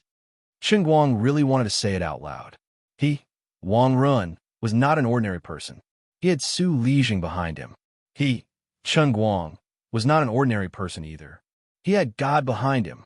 Although this God was crazy and unreliable, she would definitely not let him die. Enough. I've had enough. I'm tired of the game of power. They force me. Tonight, right now, right now, right now, I'm going to drag that bastard Wang Ren out. I'm going to crush his bones into powder inch by inch. I'm going to make him regret being born in this world. If Su Lijing dares to say another word, I'll kill him too. Chen Guang said as he jumped off the bed. Zhuo Jingxi hugged him tightly from behind. She didn't care that her thin pajamas couldn't cover her body, and she didn't care that her plump body was pressing hard on his back. No matter what he said, Zhuo Jingxi didn't plan to let go. Her mind couldn't contain any other thoughts. She only thought, it's over. Chen Guang is going to be driven crazy. I can't let him do stupid things. Because of Chen Guang's excessive anger and agitation, his adrenaline was being secreted violently. This caused his body to violently tremble, which further confirmed Zhuo Jingxi's guess. Zhuo Jingxi hated herself for being so useless. She blamed herself even more. If it wasn't for her, Chen Guang wouldn't have met Wang Run in the first place. If he didn't start a feud with Wang Run in the Building Loop Academy, there wouldn't have been such a thing. Originally, Wang Ren had already disappeared from everyone's lives, but it was she who called Chen Guang to her laboratory, which allowed Wang Ren to appear in front of Chen Guang again. Like a bolt of lightning striking the ground, the two of them were destined to have many conflicts when they met. All of this is my fault. If it wasn't for me, he would still be that simple and innocent university student. He would still be the cheerful Chen Guang who didn't care about anything. Now, he's going to kill someone. He's going to kill someone. He's still so young. Whether it's as his friend or his teacher, even if I have to sacrifice my life, I can't just watch him walk on this road of no return. This is murder. Let go. I won't let go. Even if you break my hand, I won't let go. I won't let go even if I die. Chen Guang tried to struggle, but he found that Zhuo Jingxi's 10 fingers were tightly clasped in front of him. If he didn't use force, he wouldn't be able to break free. But if he did that, she would definitely be injured. Why are you stopping me? Let go of me, okay? I promise I won't leave any evidence behind. I have a way to kill without spilling blood. It's just killing someone. It's not as serious as you think. Zhuo Jingxi bit down hard on Chen Guang's shoulder. Even though Chen Guang was tough, the bite still hurt. Before he could speak, Zhuo Jingxi let go first. What are you saying? Are you crazy? What do you mean it's just killing someone? I can't talk to you, I can't. Let go of me first. Dream on. Zhuo Jingxi didn't know where she got the strength from, but she pulled him from behind and flipped him over onto the bed. She flipped over again and sat on top of Chen Guang. What are you doing? Teacher Zhuo. With the moonlight shining in from the window, Chen Guang could vaguely see Zhuo Jingxi's expression, which was even more ferocious than his own. The anger that was burning in his heart just now quickly faded, but the secretion of adrenaline became even stronger. Zhuo Jingxi was sitting on his waist, and the two of them were inevitably rubbing together. When Chen Guang saw her movements again, a certain part of him couldn't stop reacting. Zhuo Jingxi felt something hard under his body, but she didn't flinch at all. Her legs used even more strength to ride him. Nothing. You shut up. As she spoke, she picked up the silk pajamas from her waist. Less than 2 seconds later, she threw the pajamas to the side of the bed. At this moment, the young and beautiful body was completely exposed under the cold and elegant moonlight. Her snow-white skin reflected the bright light, dazzling Chen Guang's eyes. The beautiful breasts of the tall, plump, and round young woman suddenly burst out. What was she trying to do? Aren't you very capable? Aren't you not afraid of killing people? Come on, come at me. Aren't you a man? Aren't you very manly? Come on, come at me like a man. Why are you daydreaming? Don't be a coward if you're a man. I can't deal with you today, can I? Are you going crazy? Zhuo Jingxi glared fiercely at Chen Guang. Come on, I'll go crazy with you. Wasn't it just a small setback? Don't you understand that the future is long? Wang Ren could escape for a while, but could he escape for the rest of his life? You're still so young. How could you foolishly think about killing people? Didn't you think about the consequences? Are you going to be able to face your parents and the people who care about you? As she spoke, she grabbed Chen Guang's palm and pressed it against her chest. A mysterious sensation came from his palm. It was plump and delicate. Chen Guang was completely stunned. Chapter 422. Teacher. Teachers, don't be like this. Don't be like this. Chen Guang understood what Zhuo Jingxi was thinking. She was really afraid that he would kill someone, so she wanted to use her method to calm him down. This method of hers was invincible. It was unstoppable. All right, he didn't actually want to block it. As long as he was a man, he couldn't block it. This move was too ruthless. Chen Guang's hands weren't tied up. If he exerted force, he could break free, but how could a person fight against the most genuine desire in the depths of his heart? That soft and velvety touch felt so real. In the night sky, her skin was cold yet delicate. Countless goosebumps appeared on his skin, urging the most genuine desire in the depths of his heart. Whether it was his body or his soul, they were all warning him that if he dared to pull his hands away, he would break his own arms. He had been a virgin for almost 21 years. The theoretical knowledge he had learned from the small films could be said to be knowledgeable, but his actual combat experience was basically zero. Every time he woke up in the middle of the night and wet his pants, he would fantasize more than once that one day he would be able to fight for real. That was every normal man's dream. How could he withstand Zhuo Jingxi's presumptuous and direct assault now? Of course, if it was another person, such as a rouge girl who suddenly rushed out of the street and said, "Brother, 150 for the night," Chen Guang wouldn't really lose his composure. But this was Zhuo Jingxi. She wasn't a random girl he didn't know. She was somebody he had known for a long time and knew through and through. He had even secretly peeped at her countless times. He still remembered the first time she walked into the classroom and appeared in front of everyone as the new counselor. The entire class of boys who had been making a ruckus just a second ago were shocked into silence by her appearance. Her maturity and beauty, her voluptuous and tall figure, every unintentional movement of hers could unconsciously tug at the heartstrings in the boys' hearts. Moreover, the self-proclaimed unparalleled Lord Guang was actually a blank piece of paper when it came to the matters between men and women. Zhuo Jingxi was about to ruthlessly draw a thick and heavy stroke on this blank piece of paper. I've said it before, don't call me Teacher Zhuo. Call me Jingxi. I'm not qualified to be your teacher because I like you. Zhuo Jingxi felt that she had never been so brave in her life. Are you looking down on me? Are there too many charming girls around you? I know that I'm not as cute as Sun Xiaoxuan. I'm not as heroic as Wu Tong, and I'm not as outstanding as Lu Fei, who can help you a lot. I'm even less qualified to be mentioned in the same breath as Jin Shuriyue. I'm just a terrible woman who always brings you trouble. I'm just that bad, and I'm just that unremarkable. I'm even your teacher. I shouldn't have any extravagant hopes for you, but I have no choice. I don't know why, but I really like you. You think I didn't notice you peeking in my chest that day in my office? Actually, I knew everything. I just wanted to show it to you. Do you think I'm terrible right now? Do you think there's such a shameless woman in this world? But it doesn't matter. I don't care at all. At least for now, I don't want you to leave this bedroom. She really said a lot in one breath, and every word struck Chen Guang's heart. Her hands were so forceful that even Chen Guang was worried about hurting her. No, I didn't think that way. I don't understand the situation right now. Why don't you let me take a shower and calm down first? Chen Guang said with a trembling voice. He still wanted to escape. This was his last struggle. If I let you escape now, will you still come back? I'm not a child anymore. I understand these things. Don't think that I'm being impulsive. I've already planned this. Don't worry, I won't regret it. But no buts. This time, it was Zhuo Jingxi's turn to be angry. Didn't you say arrogantly that you wanted to provide for me? You're scared at the last moment? Isn't what I'm doing now part of my job as a mistress? That's just a lie to trick your parents, Chen Guang argued.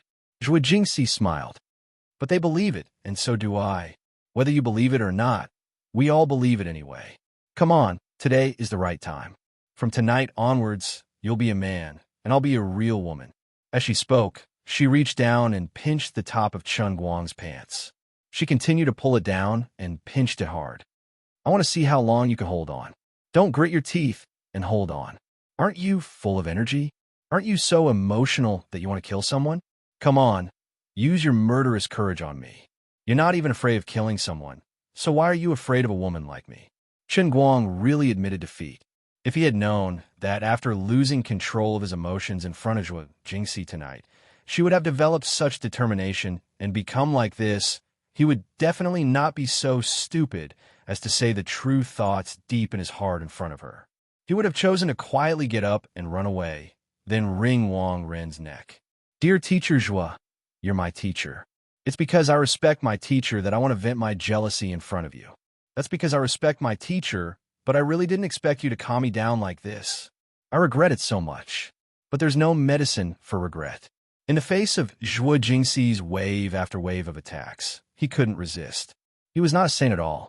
He was Wu Tong and Tang Ying's perverted younger brother, a perverted boy who would look into Zhuo Jingxi's collar whenever he got the chance. He was a perverted classmate who would be so excited about a bet with Wanwan that he couldn't sleep for days. He was a perverted brother who would regret letting Lu Fei go in Xiangjiang time and time again. He was a perverted savior who would complain about Jiang Ye's teasing in his heart while putting his hand into her collar to take a Patek Philippe from her. It wasn't that the National Army wasn't interested, but that the Communist Army wasn't strong enough. All right, Zhuo Jingxi was strong enough today. Something big happened. Feeling his pants being ripped off and thrown off the bed, Chen Guang silently turned his face to the side. This is so King embarrassing. I can easily flip over and throw her off the bed, but every inch of my bones and muscles is singing in excitement. His adrenaline, which had never stopped, once again exploded. Teacher, do you really have to call me teacher? Do you like it? Well, today I'll give you the most important lesson in your life, my perverted student. As Zhuo Jingxi spoke, she threw away the last triangular restraint on her body and grabbed his hand. Oh my God! Oh my God! I swear I'll never let any woman see the old man's weak side in the future. Chen Guang silently shed 2 lines of tears. He never thought that the old man's reputation would be destroyed in a moment like this. At first, he resisted, lost, and confused. She was in pain, but she took the initiative, but she was also reserved. When it really happened, she also felt that it was unbelievable, but she didn't feel the slightest bit of regret or fear in her heart. Later, his eyes turned red, and he used all his strength to transform into a huge wave on the coast, wave after wave crashing against the stone crevices on the shore. He didn't want to be like this, but not everything and every emotion could be controlled. Just as Zhuo Jingxi hoped, he turned the resentment and unwillingness he had hidden in his heart these days into external emotions and released them ruthlessly. Chen Guang clearly went from passive to active, and his attacks became fiercer and fiercer, but Zhuo Jingxi's pain gradually disappeared. Under the impact of the waves day after day, year after year, her will melted like snow and melted into a river of spring water. She no longer thought about what the 2 of them would be like in the future, and she no longer thought about all the possible or real competitors. Fragments of such thoughts occasionally appeared in her mind. Why do I think so much? Anyway, I'm also a kept woman, right? Anyway, that's what Mom and Dad both hoped for, right? Very soon, her thoughts would be shattered by round after round of impact, and she might as well not think about anything else. After a long time, the clouds dispersed, and the thin blanket had long been kicked to the ground. Zhuo Jingxi lay on the bed weakly, hugging Chen Guang's neck. Her breathing was still heavy, her face was flushed, and her sweat soaked the bedsheets. Are you tired? If you're tired, let's sleep? Chen Guang said gently. You really don't mean what you say. You say you want me to sleep, but your hands aren't honest at all. Zhuo Jingxi grabbed Chen Guang's hand that was on her chest. Chen Guang's face turned red. You can't blame me for this.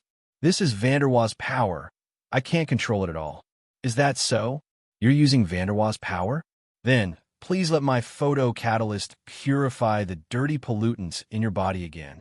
After a short rest with her tired body, Zhuo Jingxi felt that he had recovered, and she actually turned around and mounted him again. Hey, why don't you rest? You're already very tired, Chen Guang exclaimed. Zhuo Jingxi smiled charmingly. You're wrong. Women don't get tired when it comes to this kind of thing. I'm going to purify you completely.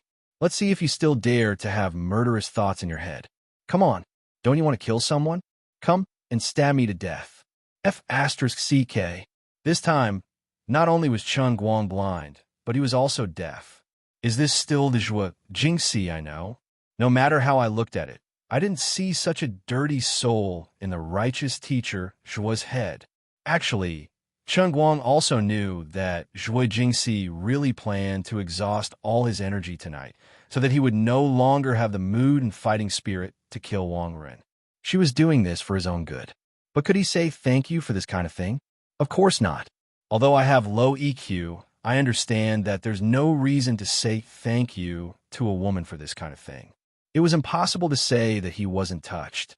But Chen Guang also knew that if Zhuo Jingxi didn't really like him as she said, no matter how big of a reason she had, she wouldn't have done this kind of thing. The small pool of blood that dotted the bedsheet, and Zhuo Jingxi's unfamiliarity, like an 80-year-old old man who opened League of Legends for the first time, proved that this was also her first time. Please call me Emperor Kai Wang. Sigh, I really owe him too much. How can this old man be worthy of this? I can't say that. Since things have already come to this, I can only bite the bullet and admit it. Great Lord, please believe me. I, Chen Guang, am really an upright person. As he muttered in his heart, he flipped his body over like a surf, his claws reaching for the bedside table. He had made perhaps the best and worst decision of his life. After tossing and turning for an hour, the old man was a little thirsty, so he drank some water to calm his nerves. Then he grabbed the heavenly Holy Grail. Chapter 423. On average, humans drank 1.5 liters of water a day, which was about 38.5 tons of water in their lifetime. Chen Guang was a person who liked to drink water because he exercised a lot. Drinking water was such a common thing, but he had done it in a different way. He had done it in a different way. He had done it in a different way. He had done it in a different way. Of course, sometimes what awaited him could be a pit. Up to this day, there had been a lot of trouble because he was unprepared when drinking water. For example, the inexplicable pencil sharpening realm and the even more inexplicable brass fireworks Chilan arm. But there had never been a time when he felt the feeling of his soul leaving his body, and his heart was so flustered. My good sister, my 7th uncle, my 8th aunt, I was just thirsty and wanted to drink a glass of water, but I really didn't expect it to be like this. Who would take precautions when they wanted to drink water, and who would care about what they were doing? As long as they didn't drink water while squatting, wouldn't it be fine if they didn't become the king of anal prolapse? Normal people wouldn't squat and drink water at the same time, okay? Then the problem was drinking water while doing something shameful with someone, and then entering the cup world. What kind of situation would he face? Chen Guang wasn't worried about this matter in the past. After all, he was an old virgin, a great magic guide, and a single dog that was tortured by those lovey-dovey scum every day. He didn't even have the slightest shyness. So who would be so bored as to worry about entering the world of cups at the right time? At least before today, before it really happened, he absolutely didn't think of it.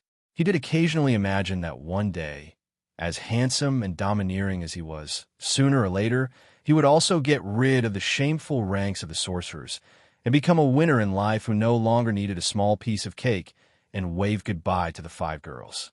After all, with the old man's handsomeness and cheekiness, he couldn't be a bachelor all his life. Sooner or later, he would become a master. The person who spent the first night with him must be an earth-shattering beauty. She must have a pair of big, watery eyes and a waist that was more flexible and graceful than a water snake. Her chest couldn't be too small, and she couldn't be too thin because there was no meat.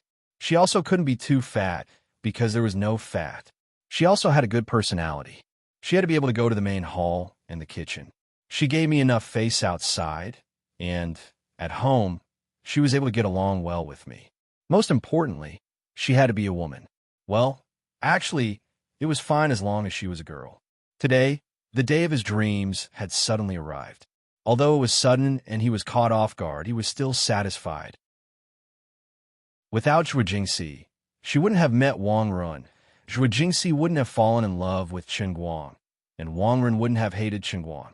Without these reasons, when Chen Guang was feeling down today, Zhuo Jingxi wouldn't have taken the initiative to drag Chen Guang's distress in her heart and made up her mind to calm Chen Guang's overly excited and angry mood today.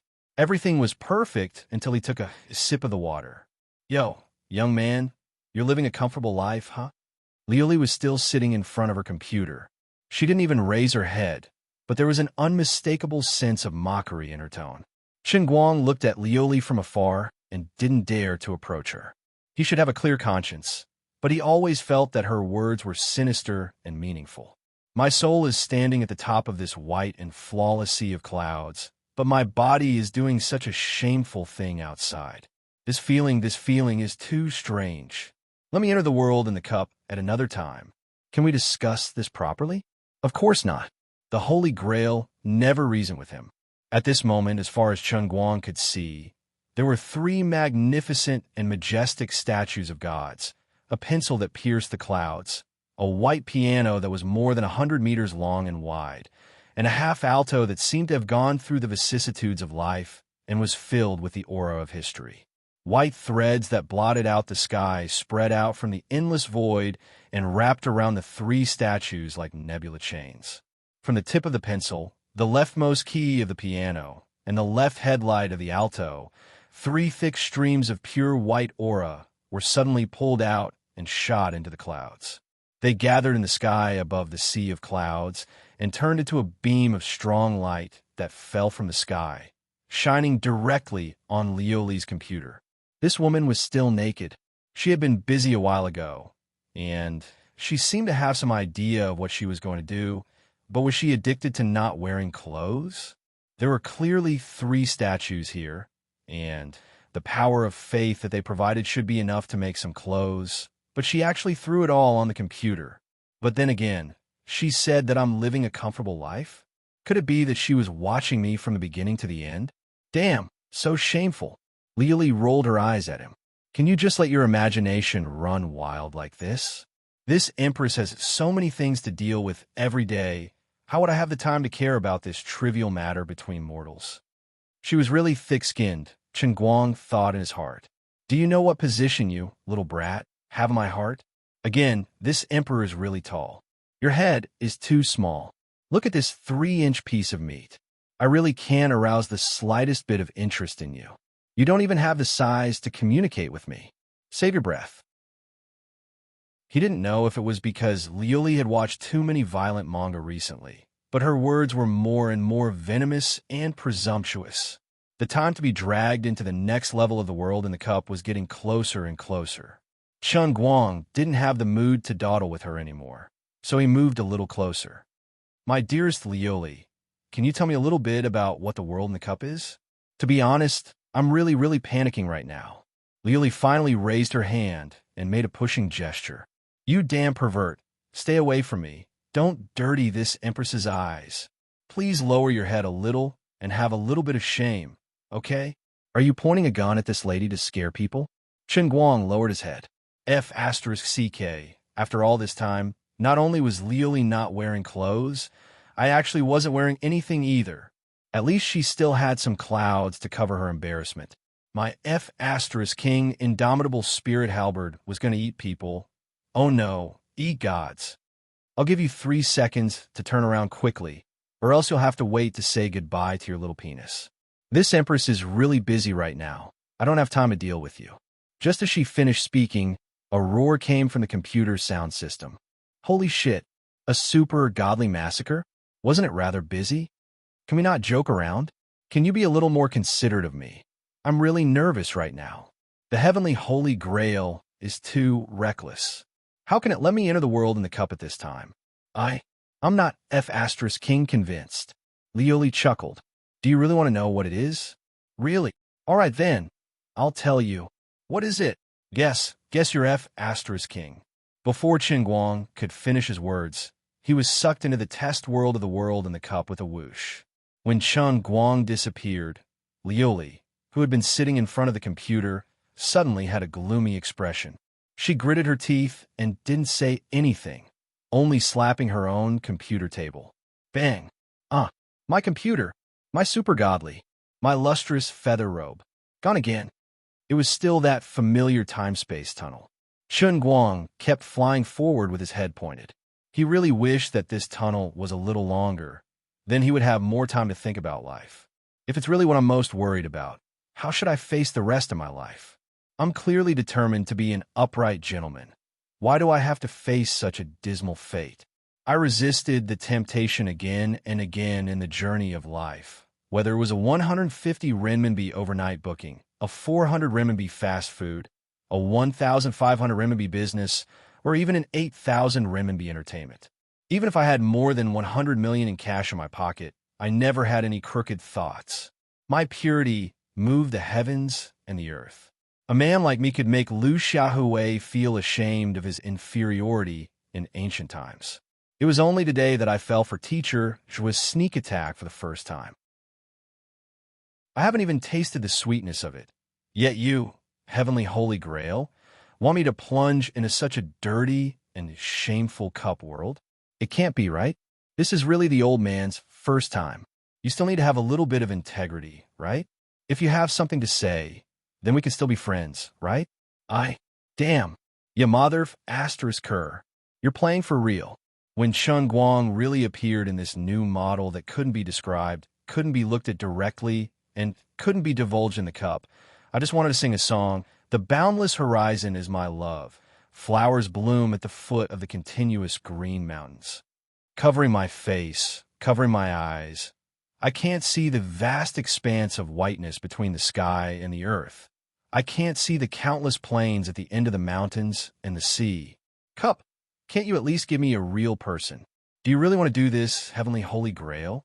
There are so many of them, I can't even count them all, and they're even clearly marked with impact strength from 1 to 99999. What are you trying to do? Besides, there's too many of them. 99999. Yes, I didn't see it wrong. It really is a 5-digit number. Can I get out of here alive? Chen Guang used to think that after obtaining the heavenly holy grail, he would definitely embark on the path of being the master of all living things, a domineering, cool, and nature-defying path that could change the world at any moment. Now, the heavenly holy grail was getting more and more powerful, and he had also mastered more and more cool skills. But he never expected that he would suddenly have a dream in the middle of the night and be dragged into the ditch by the heavenly holy grail again. This ditch was so deep that the bottom couldn't be seen. I've been really honest recently. Why do you have to treat me like this? Do you really have to do this? I don't seem to have a choice, right? Do it bang. When a certain cup marked with impact strength 99,999 exploded, the emotionless electronic voice of the heavenly holy grail came from the sky. Pass. Mission completed. The Redeemer has become the strongest pile driver in history. When thinking of specific adjectives, the omnipotent heavenly holy grail was stuck for a moment. Chen Guang's tears raised the surface of the lake within a radius of several hundred feet by a few meters. That's right, these were really tears and nothing else. After all, this was the world within a cup. Mercifully, he was only given a gun and not a bullet. Otherwise, he would have died 9,999 times. I don't want this title. I don't want to become the strongest pile driver in history. Chapter 424. He wailed in his heart. Although my body has been tainted, my soul is still upright. The heavenly holy grail did not waste any more words with him and sent him back to the sea of clouds in the next instant. After this farewell, when he saw Liuli again, it felt like a lifetime had passed. Chen Guang fell to the ground with a plop and did not want to move. Madame Liuli, my life has been ruined. Liuli, who was painstakingly rebuilding the computer, glared at him. No, your life has just begun. Chen Guang's face turned pale. Is that so? Is this my new life?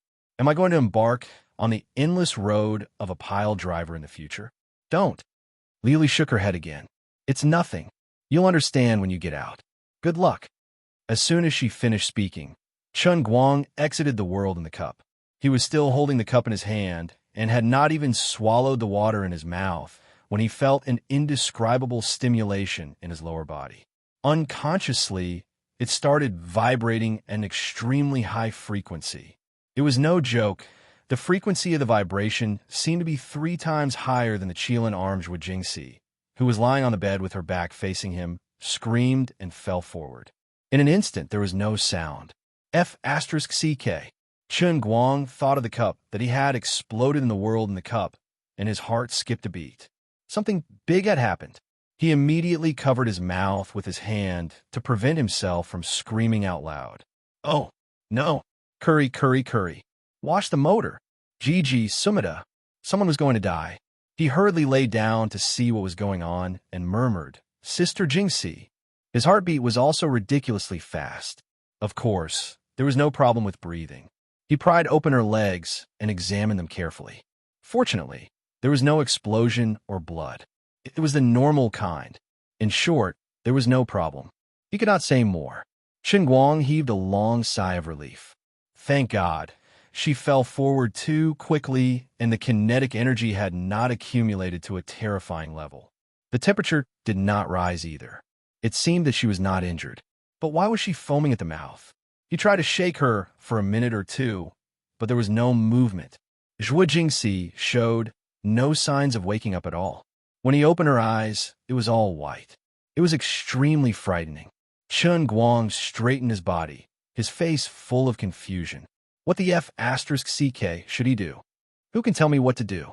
Has anyone encountered such a situation before? It was completely impossible.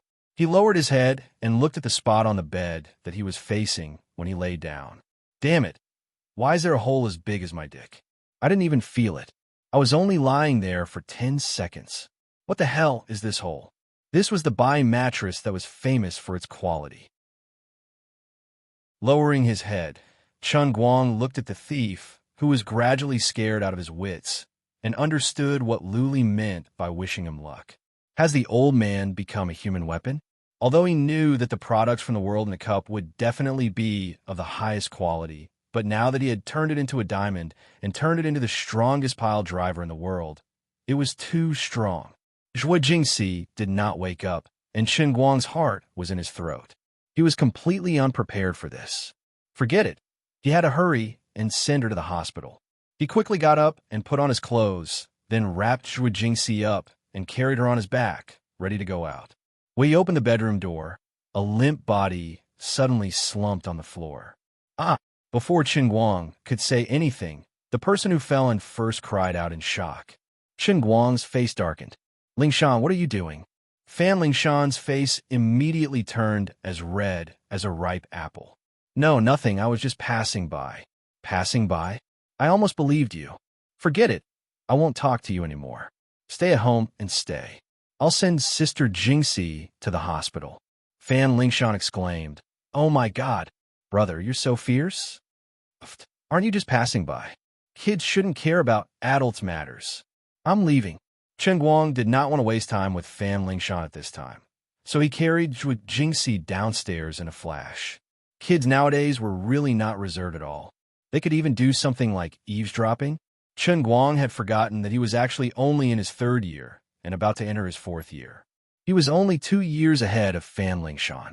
Fortunately, although Zhuo Jingxi still did not wake up after going downstairs, her heartbeat and breathing had gradually calmed down. She was only sleeping like a drunkard. Although Chen Guang did not know medicine, seeing that her condition was gradually stabilizing, he felt a little more at ease. That incident just now had really scared him out of his wits. Damn it. If I had known earlier, I would have studied medicine. As the owner of the Holy Grail, a man shrouded in the halo of a protagonist, it was not too much to ask that I know medicine, right?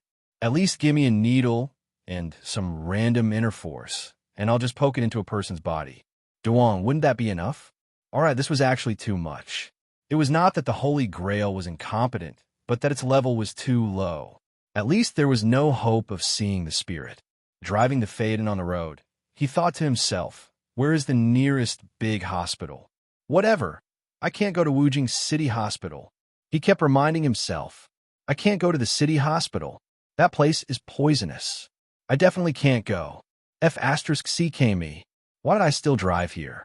Looking at the huge signboard of Wujing City Hospital shining brightly under the night lights, Chen Guang slapped himself. I clearly wanted to not come here, but unknowingly, I still feel that this is the closest and most reliable place. Forget it. Since I'm already here, I can't just coincidentally bump into Sister Tang every time, right? The current situation was definitely extremely awkward. Chen Guang stopped the car and jogged all the way to the emergency hall with Zhuo Jingxi on his back. As soon as he entered the door, he realized that he was fighting in the wilderness. What he was afraid of really happened. Tang Ying, dressed in casual clothes, walked over. She seemed to have just gotten off work as well. She looked up and saw Chen Guang rushing in with Zhuo Jingxi on his back. Chen Guang, what are you doing here in the middle of the night? Tang Ying walked quickly and came closer to take a look. Who is this? What's wrong? Chen Guang ignored her and continued to rush in. Nothing. It's just a small problem, a small problem. Small problem? Tang Ying was in disbelief. No matter how fast Chen Guang walked, she ran as fast as he did. She looked at the side of the unconscious Zhuo Jingxi's face. Tang Ying pondered. This was a very beautiful girl, probably about the same age as her. There seemed to be a strange blush on her face. Although she was being carried on Chen Guang's back, she could see that her figure was very good. She was tall and voluptuous. There's something fishy about these two. Tang Ying rolled her eyes and looked at Chen Guang, who was running away in a panic. She snorted inwardly. Your acting is terrible. It's already so late, and the situation seems urgent. Let me help you. Tang Ying followed Chen Guang into the emergency clinic. Chen Guang wanted to reject her at first, but when he entered the clinic, he found that there were 3 male doctors sitting in the emergency room. He was at his wit's end. As the Buddha said, if I don't go to hell, who will? Half an hour later, Zhuo Jingxi was settled and slowly regained consciousness. Before Chen Guang could enter the ward to ask what was going on, Tang Ying put down what she was doing and came out to stop him. She looked at Chen Guang with a playful expression. Young man, you're living a good life. Chen Guang's mouth twitched. That sounded familiar. No, there's nothing good. What's wrong with her?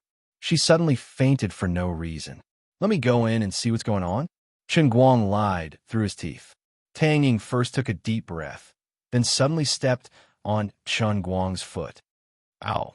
It was the middle of the night, and they were in the inpatient department. Chen Guang endured the pain and did not dare scream. His lungs were about to explode. Tang Ying was not satisfied after stepping on his foot. She reached out and poked his forehead with her finger again and again. You're pretending. Continue pretending. What do you mean by suddenly fainting for no reason? The person standing in front of you is Tang Ying. She's the most advanced individual in Wujing City's hospital this month. She's the miracle doctor who won an average of 1 silk banner every month. Tang Ying, you think you can hide it from me? Chen Guang hung his head dejectedly. I can't hide it anymore. Big sister, can you just tell me what's going on? I'm really worried. Now you're worried? Didn't you faint for no reason, just like me? Why don't you give me another one for no reason? Tang Ying's finger kept poking his forehead without stopping. Chen Guang was depressed. He did not know why, but after being lectured by Tang Ying, he could not muster up his courage. After venting her anger, Tang Ying finally calmed down and resumed the appearance of a doctor. All right, I'll tell you.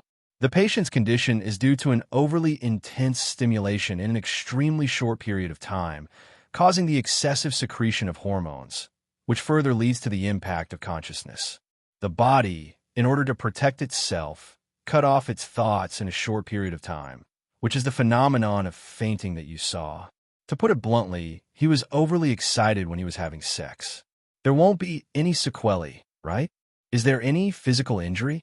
Chen Guang asked as he shrank his neck. Tang Ying rolled her eyes at him. I was almost injured.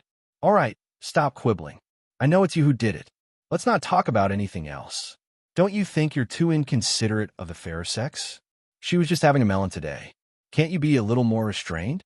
I used to think that you were a good person, but today I realized that I was really blind. Chen Guang panicked. What do you mean by that? Nothing. Haven't you been busy making life difficult for Wang Run and Su Lijing? To think that I was worried about you when I saw you getting beaten up like that a few days ago. In the end, Tell me, what's your relationship with the patient? Tell me clearly. Tang Ying said with her hands on her hips.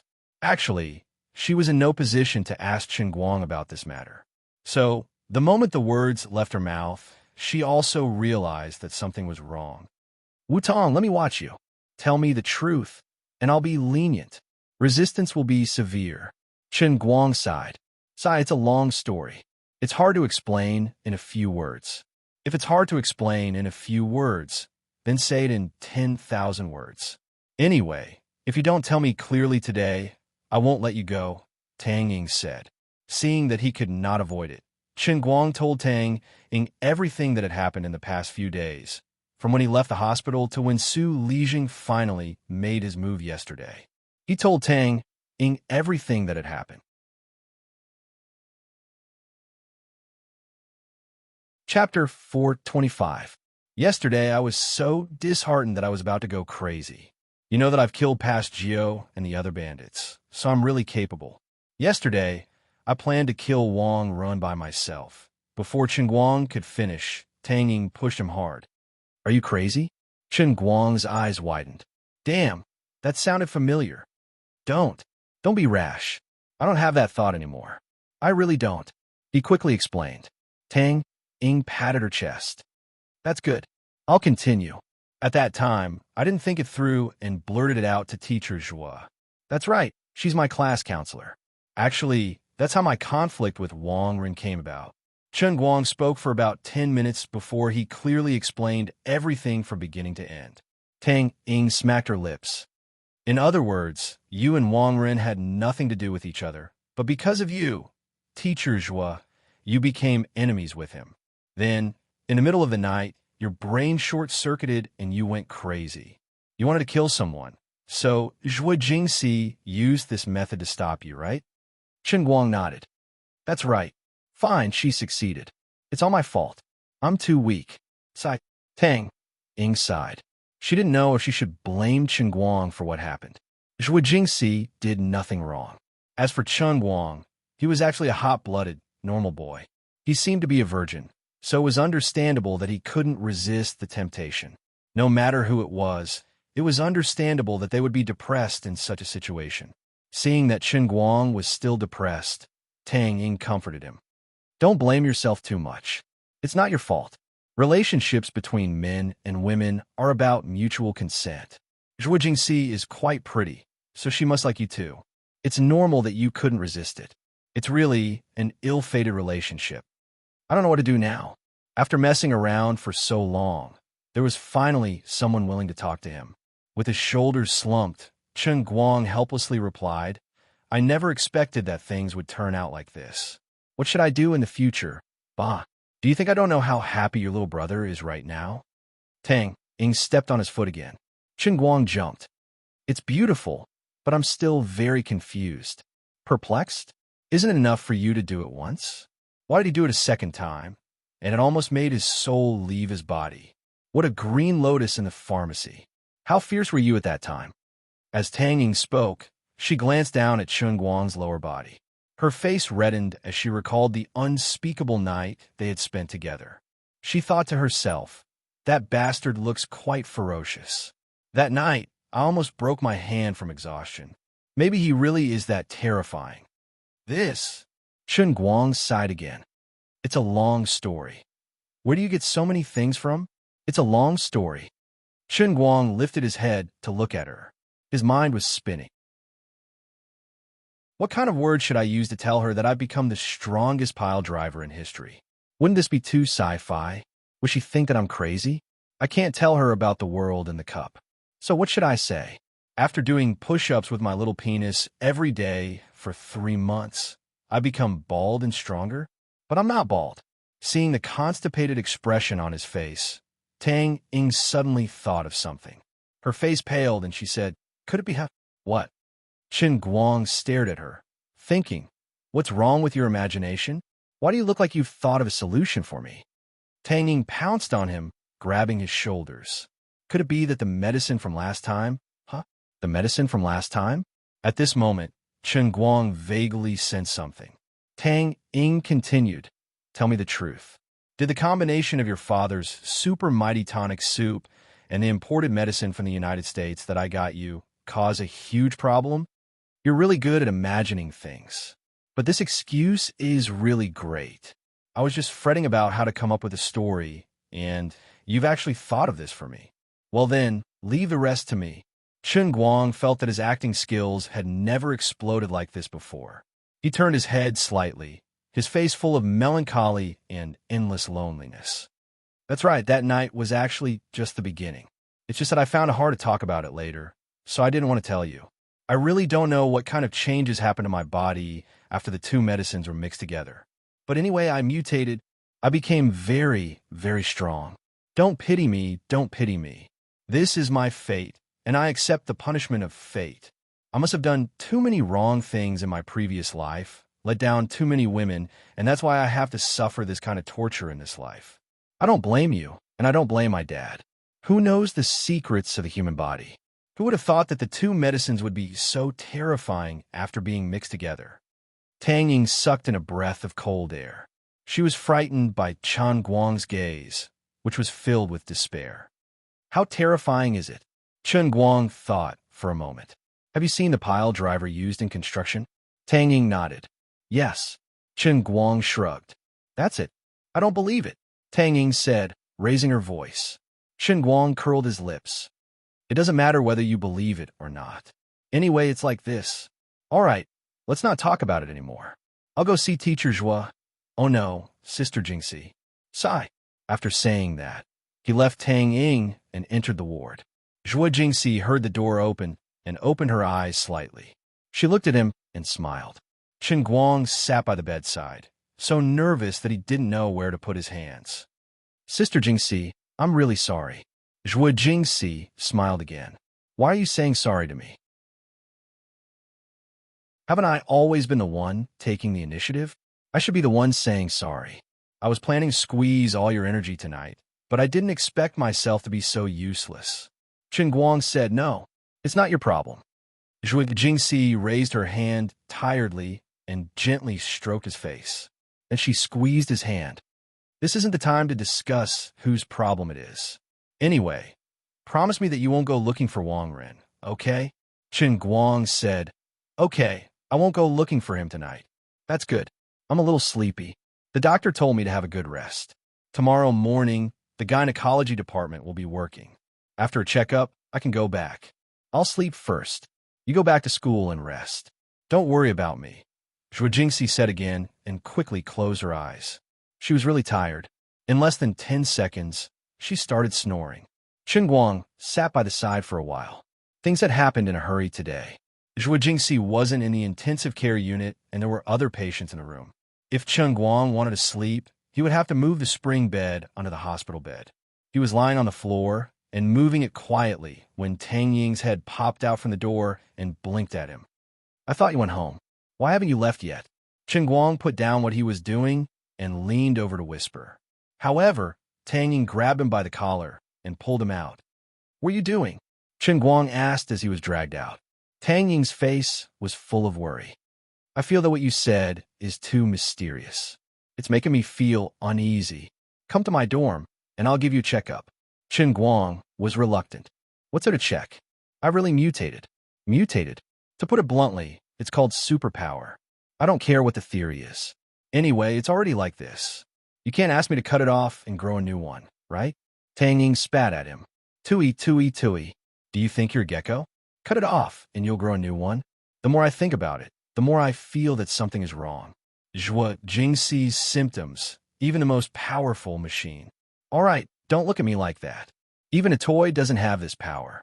I don't believe that you can do it. Don't worry about Zhua Jingxi. She's just exhausted from the stimulation. She'll be fine when she wakes up tomorrow morning. You're the one who's going to cause endless trouble. Don't dawdle, come with me.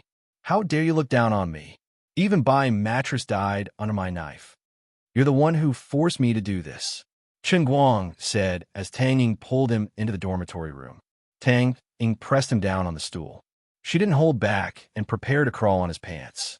She only felt that if Chen Guang really underwent a mutation, as he said, then she wouldn't be able to absolve herself from the blame since she was the one that provided the first batch of the Vitality Recovery Tonic and imported healthcare medicine. Whether it was his identity as Wu Tong's younger brother or her own friend, Tang Ying felt really bad about it. Besides, they were strangers the first time around, and, as the saying goes, doctors have the heart of a parent. Tang Ying had no qualms about taking off his pants. However, Chen Guang pushed her hand away. He got up and picked up a useless piece of plywood from the corner of the room. He grinned. No matter how you look at it, this is how it is. It's time to show my true strength.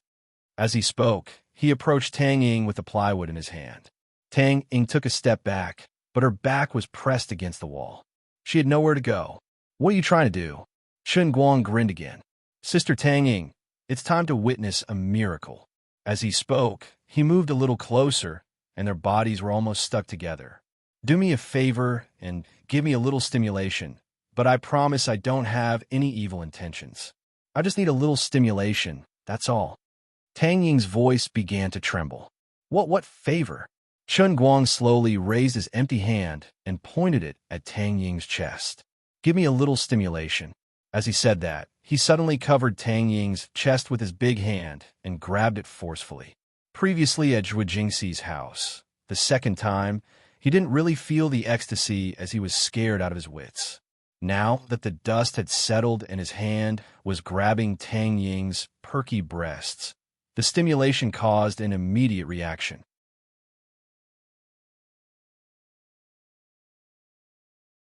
Chapter 426. Tang Ying was about to reprimand him for his sudden attack when she saw him suddenly jump back a step and pull down his trousers with one hand. The plywood was placed in front of him, blocking Tang Ying's gaze. Don't! Tang Ying finally guessed what he was going to do. Chen Guang smiled confidently. No, really don't worry. This is my ability. Please call me a psychic. Come, witness the miracle of human history. In front of Tang Ying, Chen Guang didn't have any psychological barriers. He even felt that this kind-hearted lady doctor was going against him in this aspect. So, he unleashed his power. The strongest pile driver that had experienced 99,999 trials in the cup world was unleashed. Tang Ying covered her eyes in panic. This guy was crazy. Did he want to forcefully break the plywood? Ouch, it hurts. All of a sudden, Chen Guang held onto his crotch. Tang Ying moved her hand away and stared at him. What's wrong? The wood stubble has pierced in his skin. It hurts. 5 minutes later, Tang Ying finally pulled out the small piece of wood with the help of a lamp and tweezers. She then bandaged his wound and knocked him on the head. You're so poor that you can't even show off. Show off. Let's see if you still want to die. Chen Guang looked like he was about to cry. I thought the mattress could break and the plank would be fine, but I really didn't consider the wood stubble. Sigh, no matter what, it seems that you've really mutated. Tang Ying picked up the broken plywood. I really didn't expect it. Scary, really scary. Chen Guang put on his trousers and looked back at her. What should I do for the rest of my life? Don't ask me. I can't do anything about it. Anyway, I don't have the heart to go to Wu Tong and gossip about you.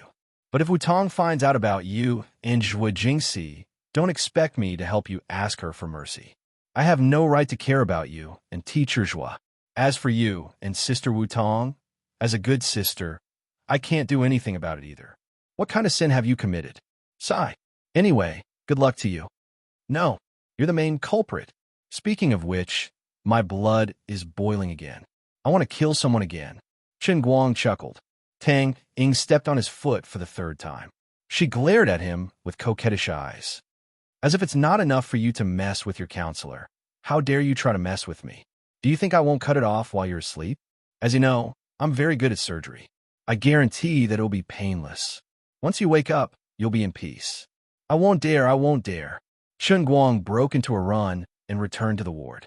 He obediently moved out the spring bed and slept until dawn. Before he fell asleep, he was also puzzled. He did not know how other boys felt after their first time in their lives, but why did it feel so strange when it happened to him? There was no sense of transformation at all. It was all the fault of the world in a cup. I've just experienced the joys of human relationships, and you want me to become a super pile driver? What an animal. Before he fell asleep, he silently looked at Zhuo Jingxi's bed. When will Xiao Cixi fully recover?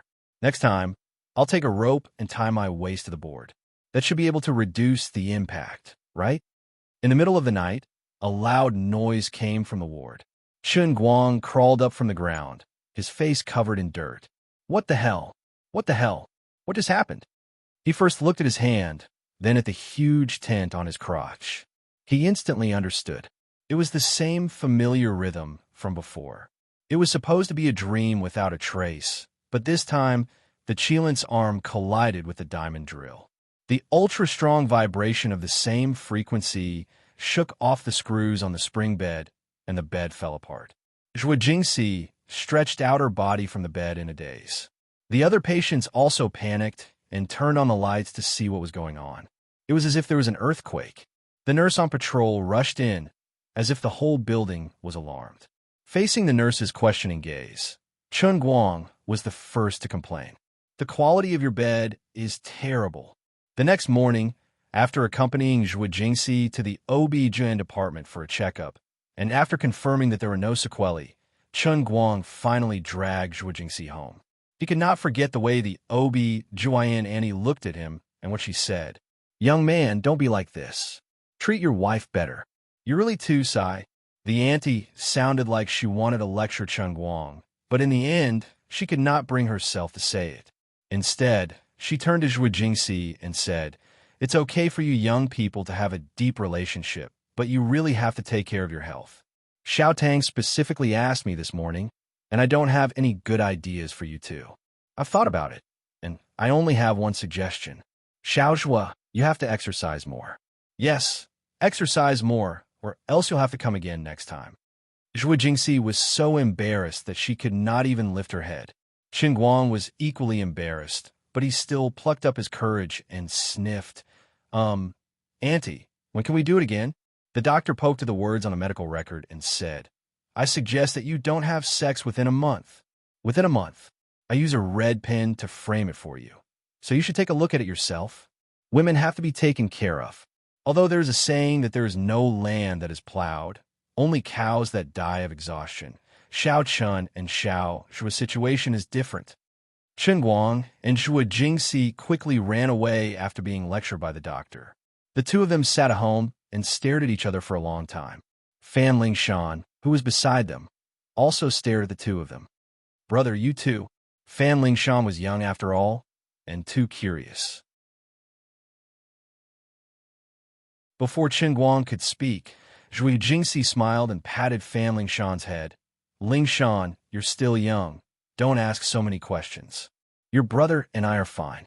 All right, I still have to go to the lab in the afternoon. There have been too many things recently, and I was supposed to send out the thesis last week. If I don't hurry up, it will be delayed until next month." After Zhou Jingxi finished speaking, she propped herself up and turned to Fan Lingshan. "Lingshan, haven't you been quite interested in the laboratory recently? Come with me." Before the two of them left, Zhou Jingxi let Fan Lingshan into the elevator first, then turned back to look at Qin Guang and said again, "Anyway, no matter what you do, no matter what you plan to do next, you have to remember that you're not alone anymore. You have to think about your parents and me, and don't do anything stupid. I can't keep an eye on you 24/7, and I can't either. Wait for me for a month." After saying that, she left, leaving Chun Guang alone in the room, feeling depressed. On the internet, discussions about Wang Ren were still prevalent, but gradually, people lost their initial enthusiasm. The topics on the homepage of the major websites were also taken down, and no one knew if these sections were removed or moved to a corner.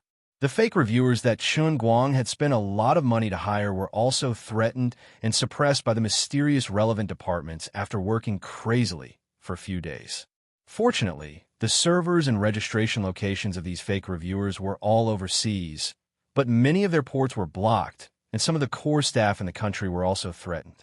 The root cause of the matter was that Qin Guang had not been able to send Wang Ren to the public prosecutor's stand when the matter was at its peak, giving Su Lijing a chance to breathe.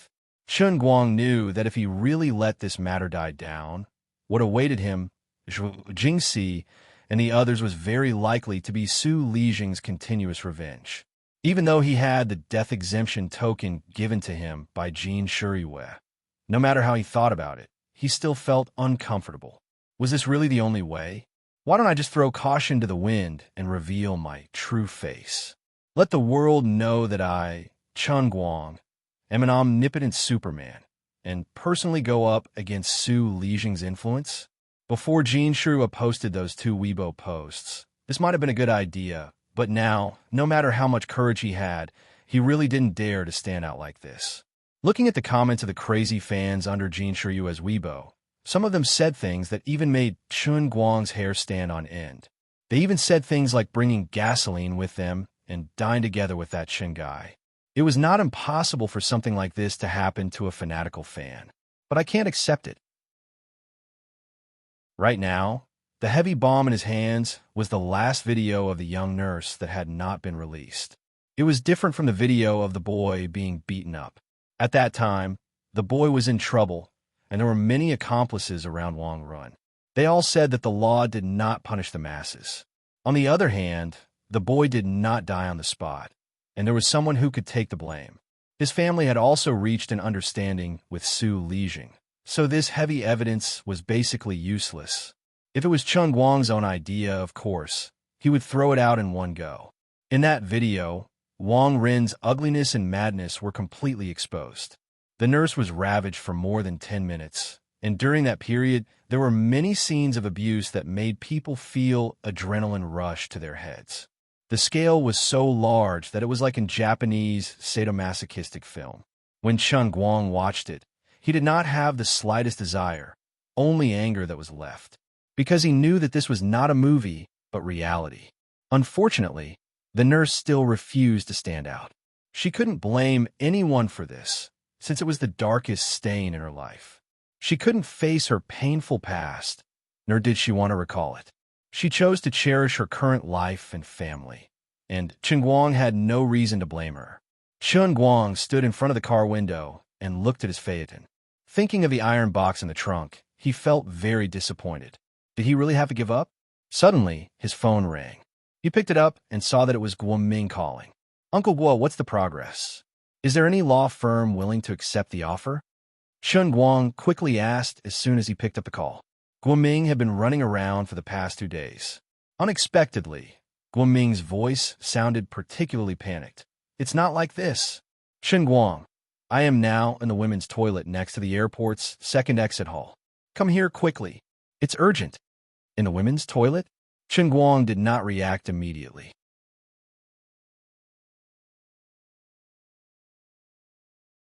Chapter 427. Guoming continued. "It's hard to explain in a few words. Anyway, Nurse Lung is here by plane. She's badly injured, and there are people looking for her everywhere. If you don't hurry over, I'm afraid you won't be able to see me and Nurse Lung tomorrow." The Nurse Lung that Guoming was talking about was the tragic victim. "What?" Cheng Guang turned around and walked out the door without hesitation. "Uncle Guo, don't worry. Hide well and wait for me."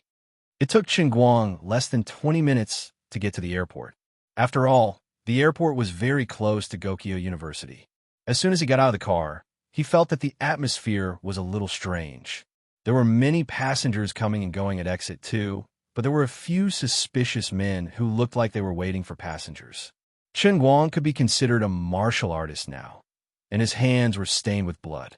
From these men, he could vaguely sense a trace of the same kind of aura. For example, a man was leaning against the guardrail, reading a newspaper out of boredom. However, the veins on the back of his hand were bulging. Of course, it didn't take much strength to pinch a newspaper. The thick veins could only mean that this person trained a lot. There was another man leaning against the wall not far from the door, talking on the phone with someone with a smile on his face. However, he kept glancing at the door from time to time. The man was smiling when he was talking on the phone, but there was not the slightest hint of a smile in his eyes. There was also something fishy going on. However, what truly exposed their tracks in Cheng Guang's eyes was the moment he appeared here. Although these people had hidden themselves very well, they had clearly pretended to look at his car plate number from beginning to end. They know me. They also know my car. They're Su Lijing's people. Assassins. Thinking back to what Guoming said on the phone, although Cheng Guang didn't see Nurse Lung, he could vaguely guess what happened. Su Lijing made a mistake. He made a move on Nurse Lung's family. His aggressive and relentless pursuit on the internet had finally caused Su Lijing to lose his composure. Although his counterattack had easily nullified many of his previous attacks, and even caused the victim's family to shirk responsibility at the last minute, it could be considered as taking drastic measures. However, he was also worried about Nurse Lung. His counterattack was too forceful, but Nurse Lung was still alive and came to the 5 capital. This was his biggest flaw. The blood in Cheng Guang's heart, which had gradually cooled down, began to heat up again. This was probably his last chance. No matter what, he had to get them first. Since he had been recognized, Chen Guang simply swaggered directly into the airport lobby. The people guarding the door did not follow him inside.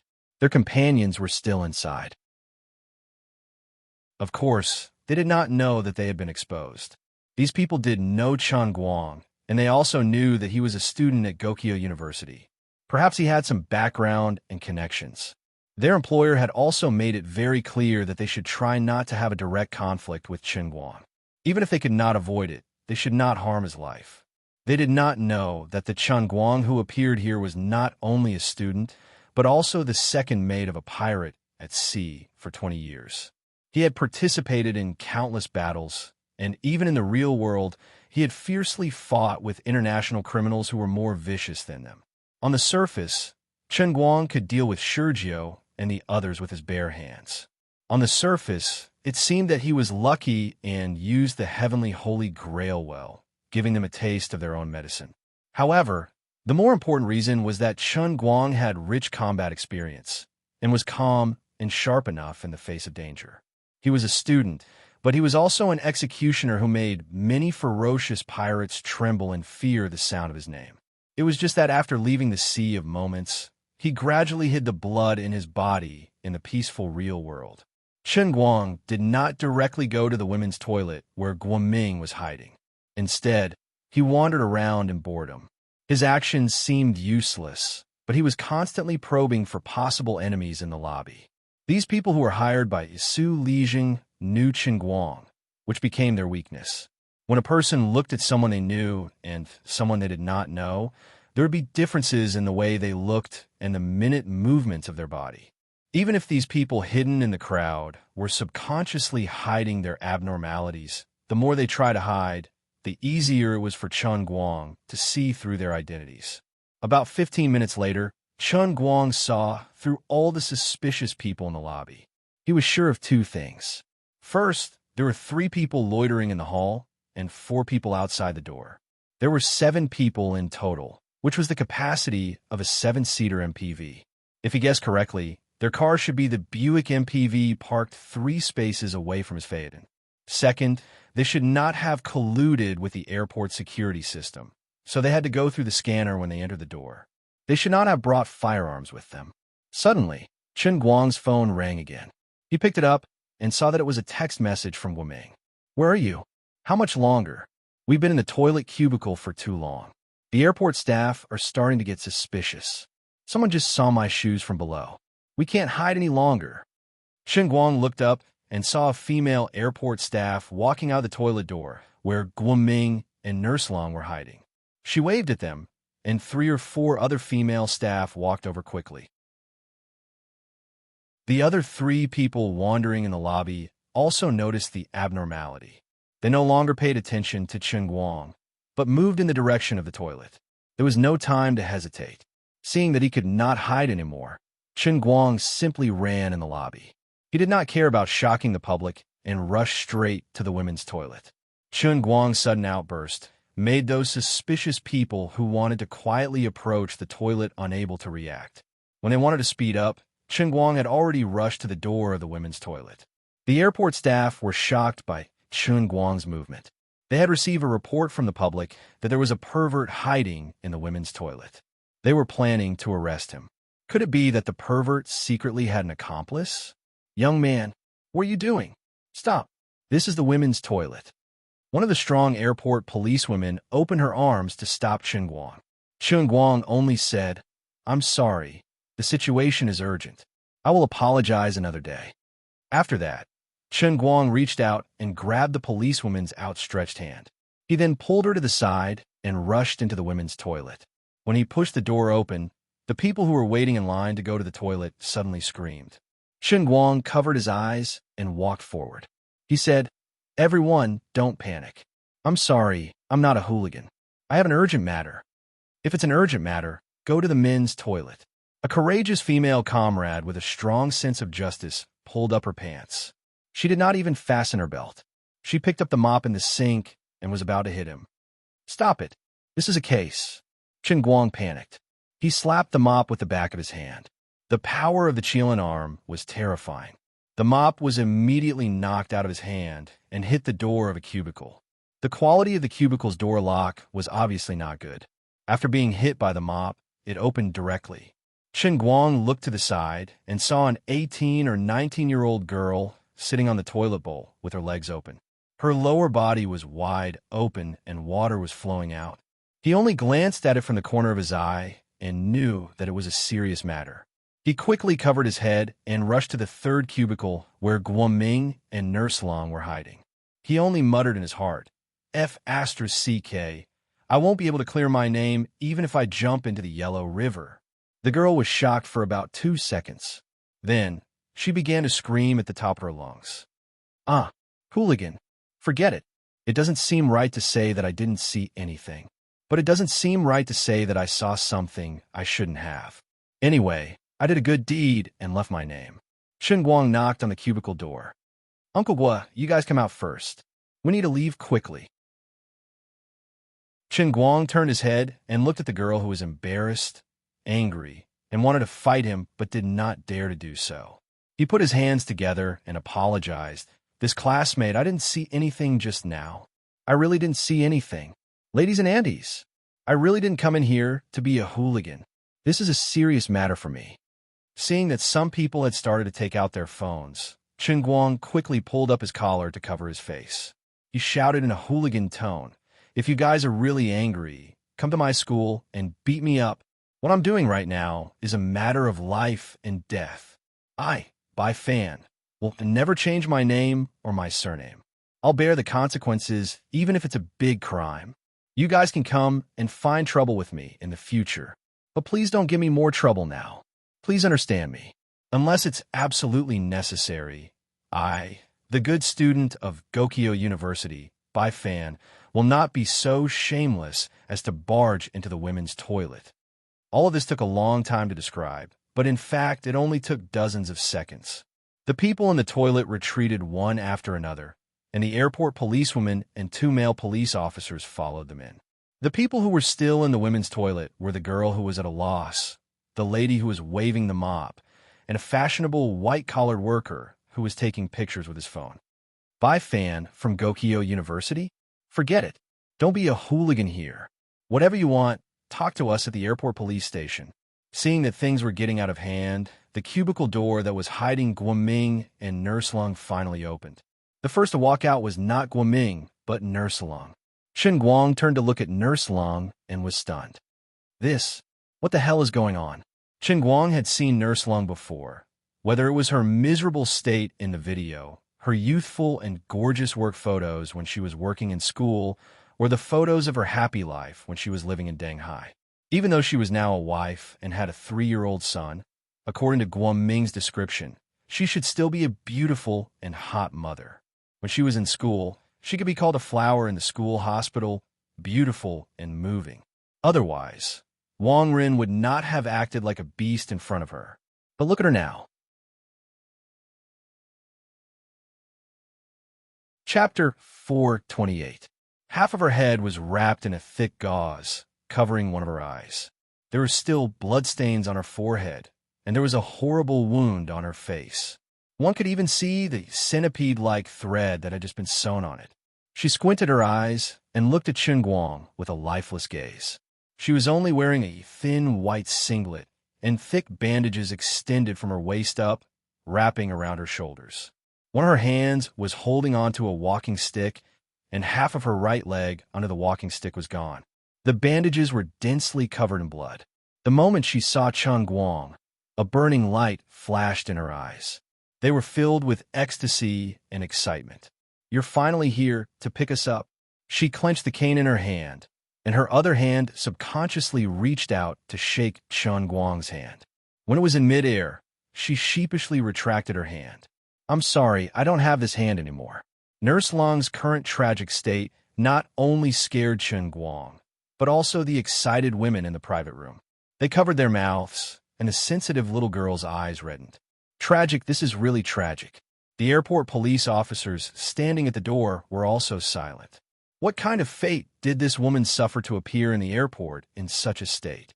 I'm sorry, I just had my arm amputated the day before yesterday. I look a little scary now. Nurse Lung was calmer than everyone else. She did not avoid the others, but looked straight at Chun Guang. I thought your surname was Chun, but I didn't expect you to be Mr. Bai. Is Mr. Chun waiting for us outside? Before Nurse Lung could finish her words, her expression changed again. She said to Guoming next to her, Director Gua, help me open the bag. The wound on my left hand is bleeding again. Guoming, who had been standing behind her, hurriedly opened the bag and placed it in front of Nurse Lung. Under everyone's confused and frightened gazes, she leaned against the wall and used her remaining right hand to remove the bandage on her left hand, revealing her left hand without a palm and only half a wrist. She then took out the medicinal powder inside and sprinkled it on the wound on her wrist to slightly stop the bleeding. Then, she swiftly wrapped the bandage again. From the beginning to the end, she did not blink once, nor did she frown once. She only used her right hand, and her movements were swift and professional. Miss Lung, actually, you don't need to be in such a hurry to come here. What's going on? You should recuperate first. Chun Guang couldn't help but ask while Nurse Lung was bandaging her wound. She raised her eyes slightly, and there was endless self-blame and pain in her eyes. No, actually, I should have come here a long time ago. This is also my last chance. If I can't leave Denghai this time, I'm afraid I'll have to go down to accompany my husband and son. The crowd and the airport police officers who were listening and watching the situation had their eyelids twitching wildly. What exactly happened that made this woman, who had just experienced a catastrophe and had an amputated hand and foot, grit her teeth and fly from Denghai to Wujing? What a frightening willpower it took. We seem to have gotten ourselves involved in some serious matter. Nurse Lung had just finished bandaging when the airport police chief arrived late. Until now, the three people outside had not moved. There were many people in this place, and they were also somewhat afraid. The airport police chief had met Chun Guang once before when they were dealing with the international bandits from Shurjiu. Chun Guang did not recognize him, but he recognized Chun Guang. He knew that this was Wu Shan's favorite. So he took the initiative to step forward and help to contact 120 to take Nurse Lung to the hospital. Chun Guang thought for a while and decided not to let Nurse Lung out of his sight. He declined the chief's good intentions and planned to take her directly to Wujing City Hospital. Now he trusted that place. Nurse Lung's face was extremely pale. She was also full of vigilance. She could not trust anyone, especially the police. She also gritted her teeth and refused to accept the arrangements of the airport police station. Chun Guang sent the naked girl out of the women's restroom and decisively sold by Nyangzi's name and phone number. Student, I'm sorry for causing you trouble. My name is Bai Fan. This is my phone number. If you're angry later, you can call me to scold me. It's okay. You can scold me until you're appeased. I can swear to God that I really didn't see anything just now. The girl was a little unwilling, but she was touched by his sincere look. You really didn't see anything? I swear, if I saw something I shouldn't have seen, I'll dig out my own eyes and break my own arms. All right, I believe you. The girl finally left. The chief asked the white-collared woman who took the video to delete the video before letting her go. Although he did not know the situation, it seemed to be a serious matter. The chief was also very professional. At this time, only the airport chief, Chun Guang, Guoming, and Nurse Lung were left in the women's restroom. Little Chun, do you really not need me to ask someone to send you? The airport chief led a large group of airport police officers and followed Chun Guang and the others to the exit. The 7 suspicious people hired by Su Lijing did not make any movements from beginning to end. Obviously, they were also afraid of this situation. Chun Guang pretended to be indifferent. Thank you for your kindness, but this is my personal matter. How can I trouble you? All right. Seeing that he insisted, the chief had no other choice. Guoming was a little tempted. He wanted to discuss further, but he saw Chun Guang give him a look. Only then did he know that there was a deeper meaning to his decision, so he did not say anything more. As soon as they got in the car and locked the door, Guoming said hurriedly, Chun Guang, where are we going now? However, Chun Guang wasn't in a rush to start the car. Instead, He looked out of the window and saw the airport's director waving at him with a group of people. However, the 7 suspicious individuals were nowhere to be seen. Needless to say, they must have boarded the vehicle. Don't rush. Let's talk as we walk. I need to figure out the situation first. Chen Guang was calm enough.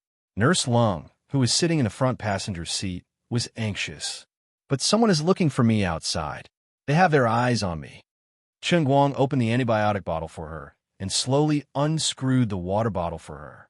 Ms. Lung, don't be anxious. Since you're here, I won't let anything happen to you. What the hell happened? Is it convenient for you to tell me? Let's talk as we walk, okay? Although Nurse Lung was still a little afraid, she seemed to have no other choice but to trust Chen Guang. I really regret it. When Director Gui came to me for the first time last week, I should have stood up bravely. Nurse Lung swallowed the medicine and said slowly, I thought I would be safe and sound by hiding. I didn't expect to end up like this. As for what happened to Lung Qin's family, Chen Guang could only sigh. On his side, due to morality, Lung Qin refused to nod or come out to testify, so he would not expose Lung Qin's video. But Su Lijing did not think so. When he heard from Wang Run how important the video was, he made the most decisive decision so far. Of course, he had made many mistakes for Wang Run in his life. Now, that Chen Guang wanted to fight to the death with him. Su Lijing also thought that he could not always be so gentle. He should show some determination in some areas. He could kill the chicken to warn the monkey, destroy the corpse, and destroy the evidence, and beat Chen Guang, killing 2 birds with 1 stone. Anyway, Nurse Lung's family was just a small fry, wasn't it? Unfortunately, the people in Denghai did not do their job well and let Nurse Lung survive. Of course, it could also be that she was too tough. The car was completely deformed, but she was still lucky to survive. The night before yesterday, my husband and I took our son home from Shaonyingong. Our house is in Zhanghe Town in the suburbs of Denghai. When we were almost home, we stopped in front of the zebra crossing to wait for the traffic light. A bulldozer crashed into us from behind like crazy. Our car was completely deformed. When I woke up, I was already lying on a hospital bed without an arm and a leg. My husband and son were already in the morgue. That bulldozer belonged to a transportation company. The driver ran away immediately. I heard that he was driving without a license, so we couldn't find him at all. My family called the police and filed a case, but the CEO of the transportation company said that he didn't know the driver at all. He said that the driver was just a temporary replacement. He also said that the driver drove like this in the middle of the night and didn't care about the traffic lights at night. He also said that he was willing to pay for such a big incident. He was willing to take responsibility, and he was willing to do everything he could to cooperate with the investigation. He took out 5 million yuan at that time. He said that if we were not satisfied, he could add more. But what was the use of that? What was the point of that? Even if we really caught the driver, could we shoot him? Could we shoot the CEO of the transportation company? I don't want money at all. I just want revenge. Last night, I wanted to watch the surveillance, but they wouldn't let me. I felt that something wasn't right, so I kept thinking about it in my head. Then I realized that we were waiting for the traffic light on the fast lane on the innermost side of the road. The truck didn't even take the same lane as us at the beginning. He purposely changed paths to come here. This wasn't a traffic accident caused by running a red light. This was a murder under the guise of a traffic accident.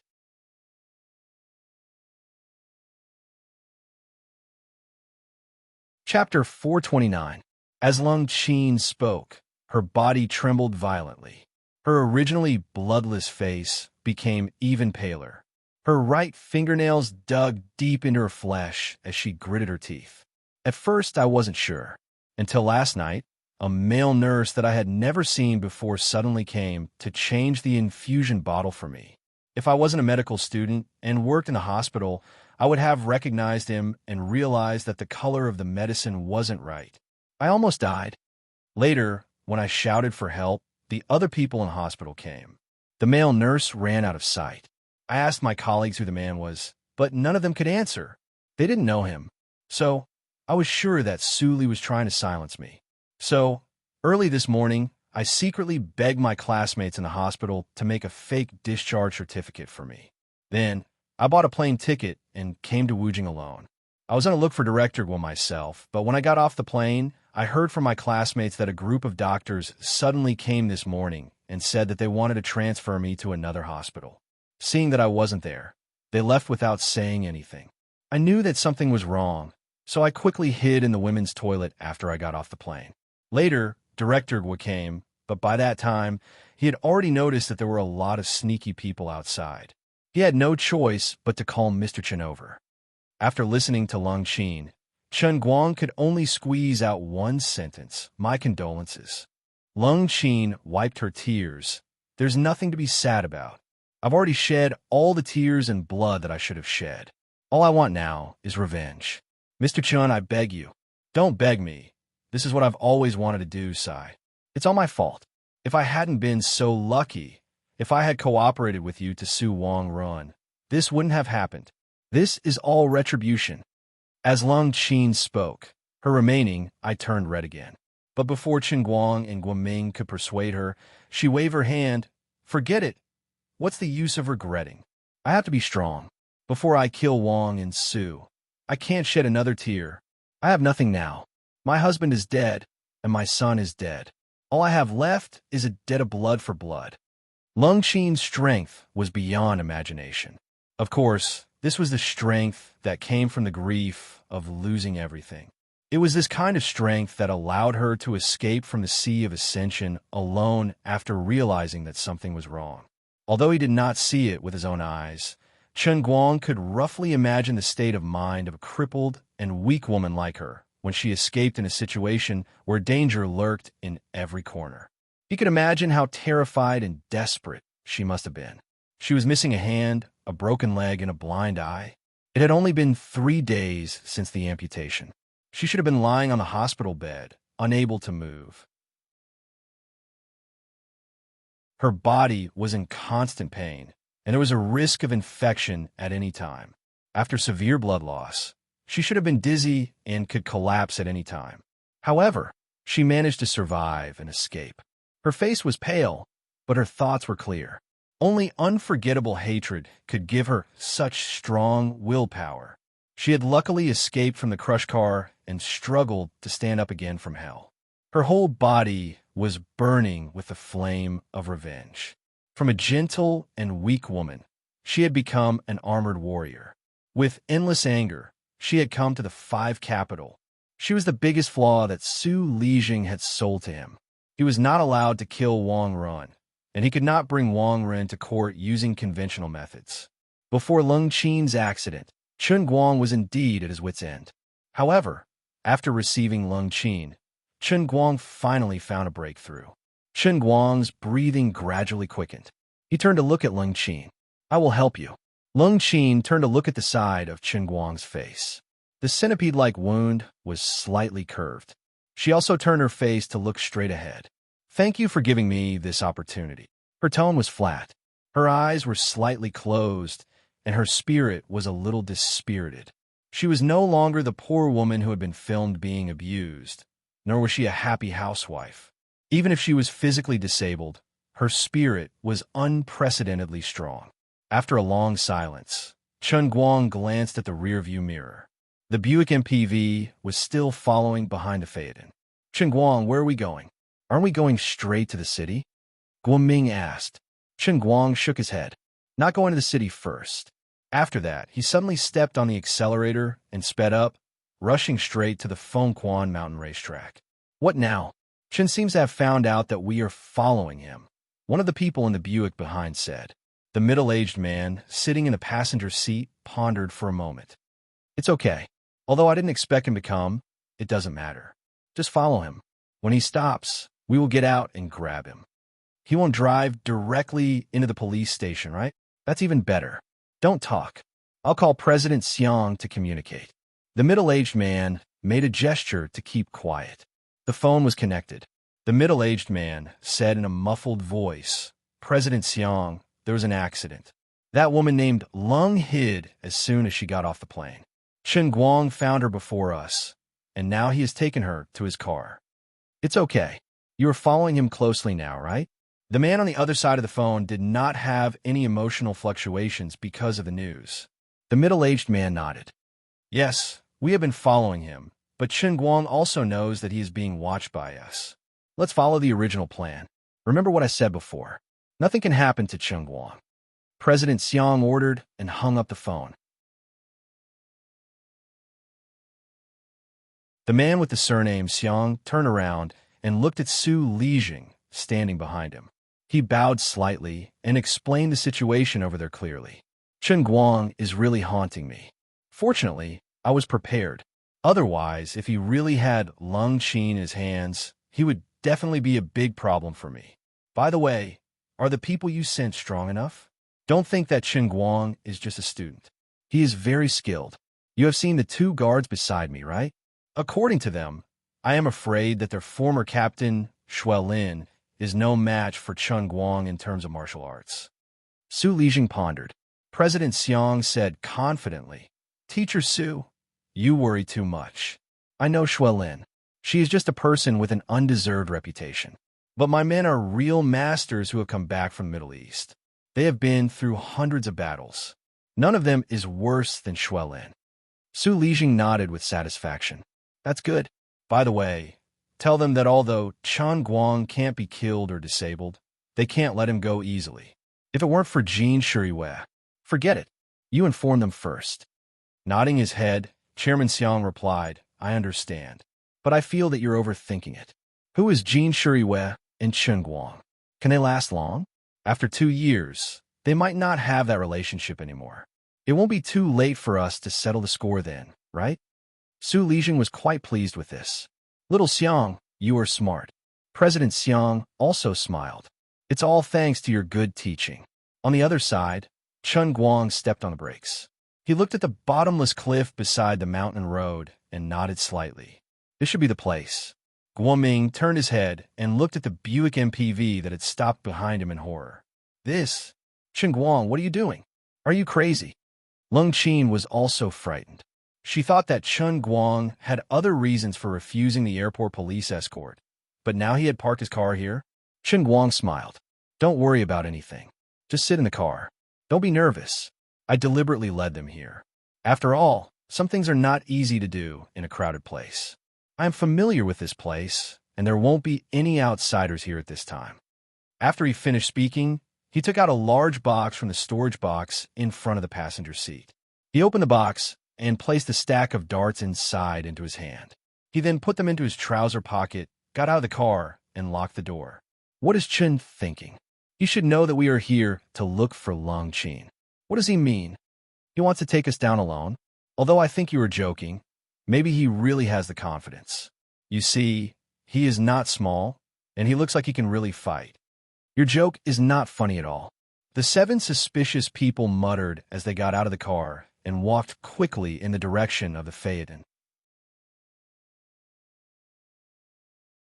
The middle-aged man who was walking in front waved his hand halfway and whispered, Although I don't know what he is planning, don't let a guard down. Just take care of him first. But I just called President Xiang, and the higher-up said that we can only beat Chen Guang until he can't move, but we can't disable him, let alone kill him. That's so annoying. Why doesn't President Xiang allow us to kill him too? Don't ask what you shouldn't ask. Anyway, it doesn't matter if we keep him alive. Just remember to strip him clean and burn his car. Don't leave any evidence for him. That's right. What about the other 2? A skinny young man who was playing with a dagger behind the middle-aged man licked his lips coldly. The middle-aged man smiled. This place is beautiful. It is suitable as a burial ground. Boss, you are so literary. The skinny young man twirled the dagger. Say, if we don't knock Xinguang out, but just tie him up and let him watch us kill that fatty Gua and Lung Qin, will he be so scared that he will pee his pants? Kill? I still want to play with it. A strong man with shoulder-length hair smiled lewdly. You also have a good appetite. Are you interested in a disabled, one-eyed woman who is disfigured like that? You don't understand. This is called a specialty. This group of people ridiculed Chen Guang loudly in front of him as they got closer and closer. They were fearless, and it was not a lie. They were President Xiang's most reliable bodyguards. Although they were bodyguards, they had actually helped President Xiang do some shady things. Before today's incident, they had already killed more than 10 people. Now that they had 2 more dead souls, it didn't matter. Chen Guang also walked closer and closer with his hands clasped. He could clearly hear their conversation. "Everyone, are you planning to kill people today?"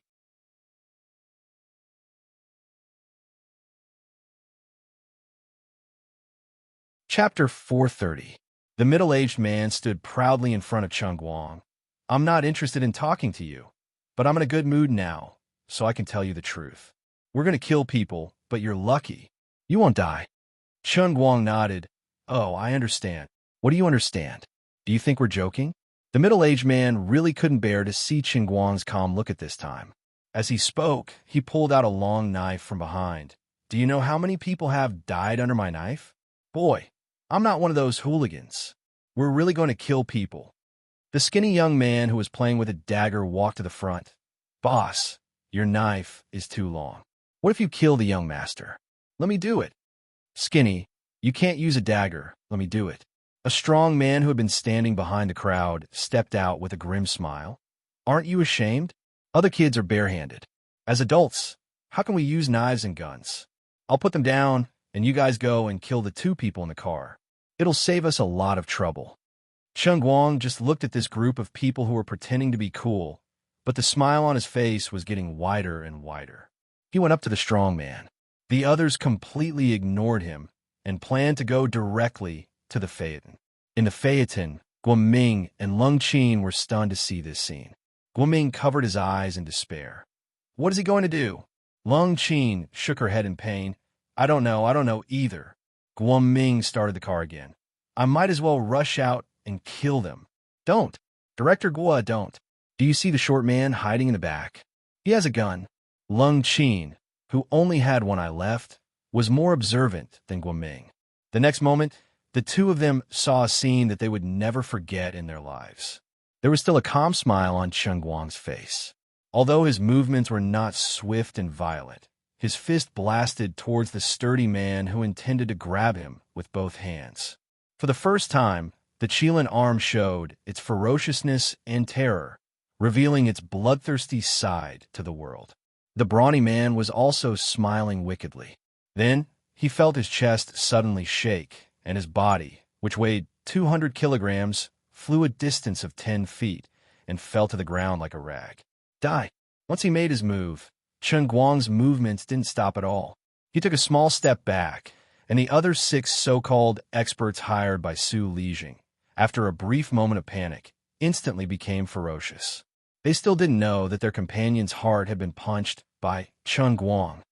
"I'm asking you if you're going to kill us because I'm considering if I should spare your lives. I've had many opportunities to be a good person who knows his place, and I've tried to reason with you with my morals. But now that I can't reason with you, I have no choice." Chen Guang took his hand out of his trouser pocket and threw it like lightning. At the same time, 12 darts flew towards the 6 people like poisonous snakes with eyes. The explosive power of the Qilin arm, the precision of the godly dart technique, and each dart seemed to have its own spirit. In the blink of an eye, screams could be heard, mixed with the muffled sound of metal colliding. Chen Guang's darts never missed. Among the 6 people, 4 of them had their throats pierced by 2 darts, one above and one below. The one with the gun was luckier. Only 1 dart was shot at his throat, and the other accurately hit the muzzle he had just pulled out to aim at Chen Guang. The leading middle-aged man was luckier. Chen Guang's 2 darts didn't take his life. Instead, they pierced the meniscus of his knee. Such a terrifying dart force, such an incredible godly technique. The middle-aged man didn't realize what had happened until he knelt on the ground. How could there be someone on Earth who could use darts to this level? He looked up at Chen Guang blankly, and suddenly remembered a person who was also in his information. All-around Superman. You're the all-around Superman.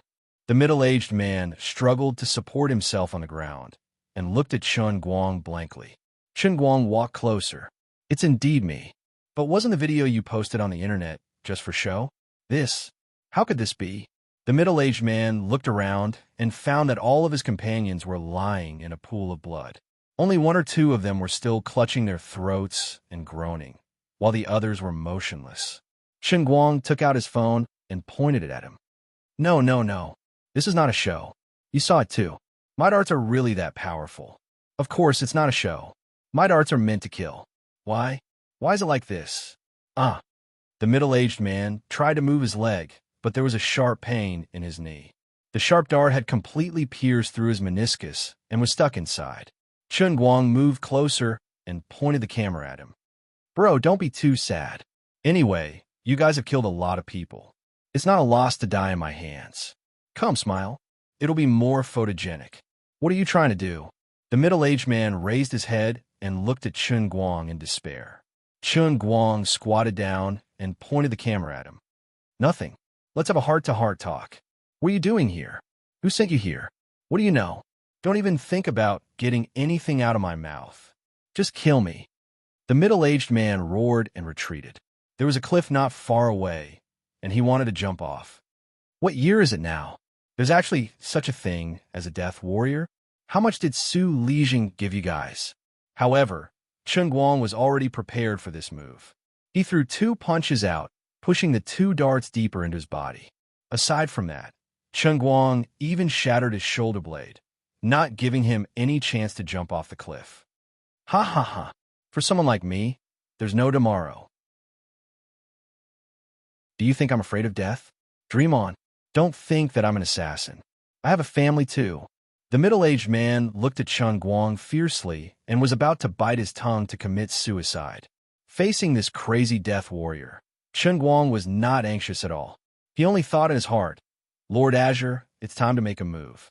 We're the 3 god statues. Are they not enough for you? Azure chuckled. It's not that I can't help you, but I have a condition. Say it. Apart from English, you have to create a statue of a deity for all the world in a cup that you have cultivated so far. Okay. The next moment, the middle-aged man, whose willpower was stronger than a cockroach, collapsed. He confessed. He confessed everything.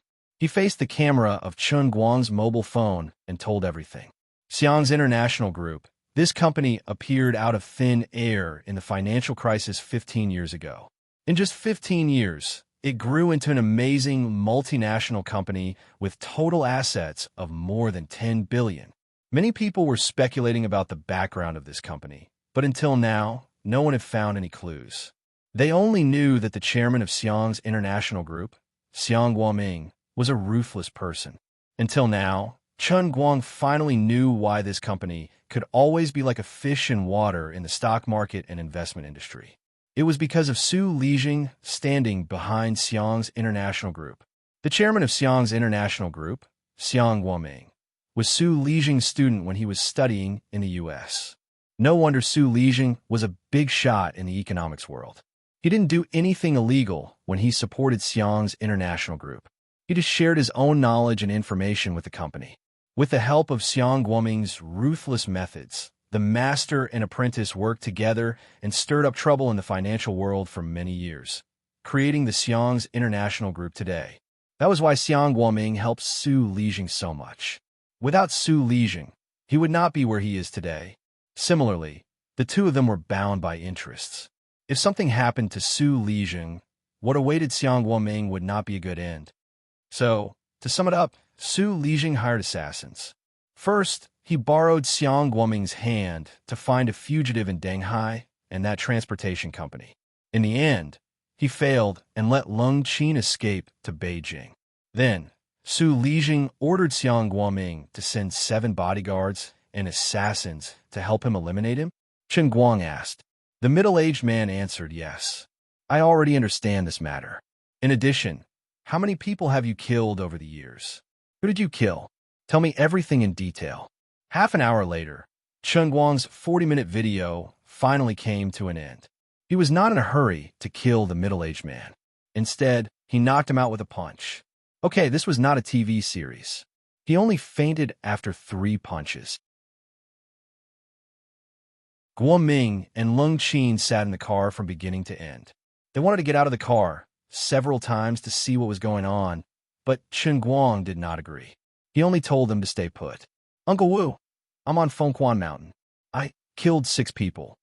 Chun Guang called Wu Shan and said something shocking. An hour later, Wu Shan personally rushed over with dozens of his trusted subordinates, Shui Lin and his special forces team. When he saw the corpses on the peak of Fengquan Mountain, Wu Shan's eyes almost popped out. When Wu Tong went to Beijing, she told me to help her take care of you. You made such a big mess for me. What do you want me to do? Wu Shan was burning with anxiety. His hands trembled as he did not know how to blame Qin Guang. 6 lives. What do you want me to do? Wu Shan could not help but panic. After the incident with Shi Jiao, he knew that Qin Guang's ability was indeed extremely dangerous. Fortunately, he had a good character and his relationship with Wu Tong, so Wu Shan had never worried that Qin Guang would do something impulsive. Previously, he had always appeared very mature and steady. But suddenly, 6 lives were lost. Was he trying to scare someone to death? Qin Guang did not respond to Wu Shan's words. He only pulled him aside and planned to show Wu Shan the video he had just taken. Wu Shan waved his hand fiercely. I won't see it. Even if you want to deal with Su Lijing, you can't kill people like this. You can't treat human lives like grass. On the other side, his confidant ran over with a face full of joy. Wu Ting, good news. Good news. Wu Shan glared at him. What good news? Good news my ass. The confidant took out a tablet and pulled up the internal files. He pointed at the 6 corpses that were placed together and said one by one, this is Han Yong, an A-level wanted criminal. In 2003, he cruelly killed Ike Raymond's family of 7 in Wulin County of Blue Sea Province. This strong man is called Dariachi, an A-level wanted criminal. In 2007, Wu Ting, these 7 people are all fugitives. Great credit. Brother Qin Guang has done a great job. Wu Shan's confidant was so excited that his face was glowing.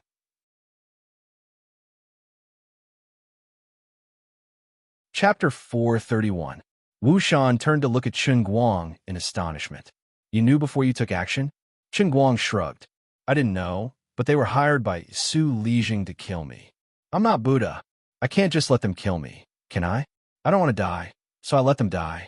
Moreover, they did show off their past achievements to me before I took action. I saw that they wanted to die, and it was worth it, so I showed them mercy. All right, Uncle Wu, you should take a look at this video. It seems like their crimes aren't limited to what's written in your files. After a long time, Wu Shan finished watching the video. His breathing became heavy. Hiring assassins and harboring felons. This Yang Guaming is up to something big. Qin Guang nodded. Is this evidence enough? Look, I left a living person for you. He pointed at the middle-aged man who had fainted on the ground. Good job. Give me the phone. I need to save this video when I get back. Wu Shan tried to put Qin Guang's phone in his pocket. However, Qin Guang snatched it back. No need. Uncle Wu, you can go back and download it yourself. Wu Shan stared at him. What do you mean? Qin Guang grinned again. I've uploaded it. I think Almighty Superman has already posted it on Weibo. It should be easy to download. Wu Shan's eyes widened as he stared at Qin Guang. It was as if he had seen something terrifying. Crazy. He's really crazy. For Wu Shan to be able to sit in this position at such a young age, he was tenacious and calm. He rarely lost his composure, but he had not been able to calm down since he received Qin Guang's call. Do you know what you're doing? Do you know what kind of impact this will have? Have you ever thought about it? Wu Shan roared. Qin Guang turned to look at him. He pondered for a long time. I've thought about it. I know. Then why didn't you tell me before posting it online? Wu Shan said angrily. Because I know that if I tell you, you will stop me. Since I know you'll stop me, and I'm determined to post it myself, why would I bother to inform you in advance? Qin Guang was still very calm. These are all the truth. Since it is the truth, even if it is very ugly, I still want it to shine in the light. But Wu Shan wanted to say something more, but when he looked at Qin Guang, he found that the latter's eyes were filled with determination, so he couldn't say anything more. Qin Guang had already expressed his intentions clearly. He was tired of the methods used in the government, and he didn't want to beat around the bush anymore. He wanted to get straight to the point and cut the Gordian knot. On second thought, although he didn't know where Qin Guang learned this ability, could a normal person be as calm as Qin Guang after killing a few people? Impossible. Although the people he killed were all people who deserved to die, they were all living people. This was not the first time. Including the last time, this was already the second time. Don't be fooled by this kid's cheerful face, but that was because he didn't really go crazy. It was fine if he didn't act, but once he did, he would kill a few people. Wushan calmed down and thought about it carefully. When he looked at Qingguang again, he felt that something was wrong. Kid, don't you feel bad? What about the 6 living people? Wushan tried to persuade Qingguang. As the leader of the political and legal circles in Sichuan province, he was also in a difficult position when he saw Qingguang embarking on this path. Qingguang shook his head. I don't feel bad. I don't feel anything. Gasp. Wushan hissed and sucked in a breath of cold air. Uncle Wu, don't look at me like that. I'm not a homicidal maniac. If I killed people, of course I would feel bad. But do you think they're human? If you ask me if I feel bad, why don't you ask them?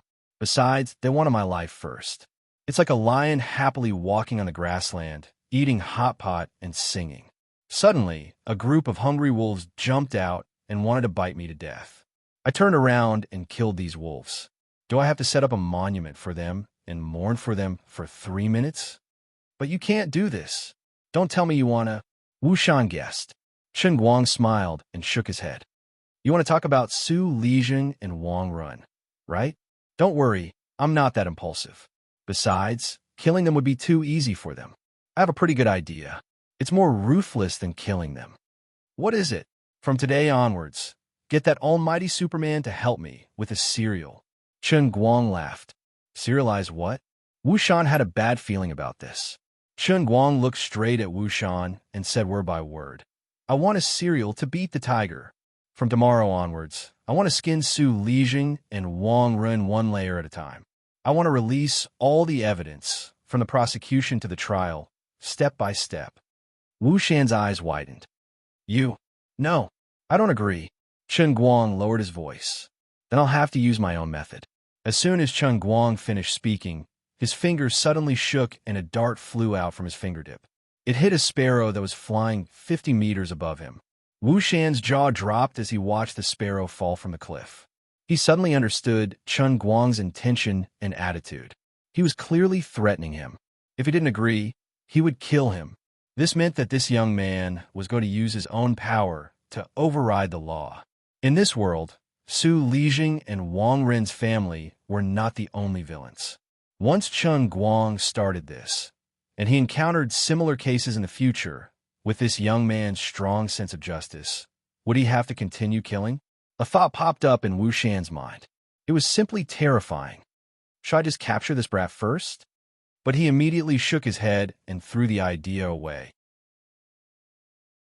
Whether it was Wu Tong or Jin Shuriwei, who had just caused an uproar in their circle, Wushan was doomed to never touch Qingguang. Not only could he not touch him, he had to protect him, and he had to protect him. Wushan also knew that Su Lijing had gotten the Xi'an Corporation's people to take action, but his actions were not clean. His fate was already sealed. The only difference was that if the video was suppressed internally, Su Lijing might be punished internally and quietly disappear from the public's view. As for whether he would die or not, it was hard to say.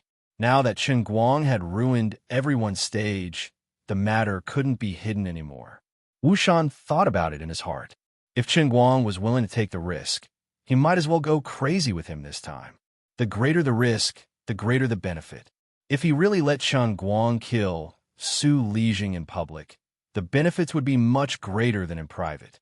Su Lijing's former colleagues, classmates, teachers, or students who would dare to go against the will of the world and risk their own futures to protect him. As the first person to stand out and preside over this matter, even if he were to leave a bad name in the system, it would still be a bad name that would cause people to fear him.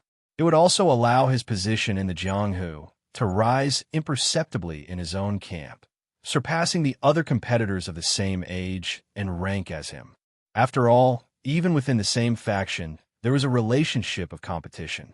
Although Wu Shan was a key training target, if he wanted to continue to move up, he also had to compete with his own people. At present, there were at least 10 people of the same level as him. If he wanted to stand out from the crowd, he had to show results. Beating a tiger was also a result. Su Lijing's matter was extremely risky, but it also hid endless opportunities. Take a step back and be mediocre. Take a step forward and the world will be bright. When he realized that things were inevitable, Wu Shan re-examined the current situation in his heart and suddenly saw the opportunity hidden under the dangerous situation. Wu Shan muttered to himself. He was still not calm enough. Based on his past experience, no matter how much internal strife there was, he had never exposed the bloody matter to the public. The usual domestic practice was to first hide and cover up, then punish, and finally announce the matter at the discretion of the public, or simply not announce it at all. For example, in the past, a famous minister had taken a bribe of 2 million RMB. Of course, this matter had gradually been forgotten. However, the current situation was different from the past. The overall theme of the current environment was to punish corruption. Coupled with the increasing development of information media, many things could not be hidden at all. Therefore, his serial beating of a tiger seemed to be risking the world's condemnation. But in fact, it was secretly complying with the will of the heavens. As long as he was able to protect him, it would become an important weight in his political career after the matter was done. Could it be that this kid had considered this from the beginning? So he deliberately acted first and reported later, knowing that I would definitely not refuse? When Wu Shan looked at Chen Guang again, his gaze had changed. He no longer looked at Chen Guang as if he was looking at an ignorant junior, but a terrifying strategist that could determine victory from 1,000 miles away. Was he pretending to be ignorant of the ways of the world? In fact, he had already seen through everything. Did I underestimate him? Wu Shan clearly knew everything about Chen Guang's past, but he couldn't help but start to doubt himself. Could it be that Su Lijing's worry was just a fluke? Was he really from that old man's family? Even I was deceived by that fake information. But it didn't make sense. It didn't make sense. His relationship with Chun Guoli and Feng Rong didn't seem fake at all. He did live in Lilai County until he graduated from high school. But then again, if he really came from such an ordinary family, then where did he get his military skills that were more powerful than top special forces soldiers like Xuelin? According to the trajectory of his life, it couldn't be explained at all. Which planet did this kid come from? Because of Wu Tong, Wu Shan didn't have much time to think about Cheng Guang's background, and he didn't think it was necessary. But today, when he had to think about these questions, his mind suddenly went into a dead end. Wu Shan was momentarily at a loss.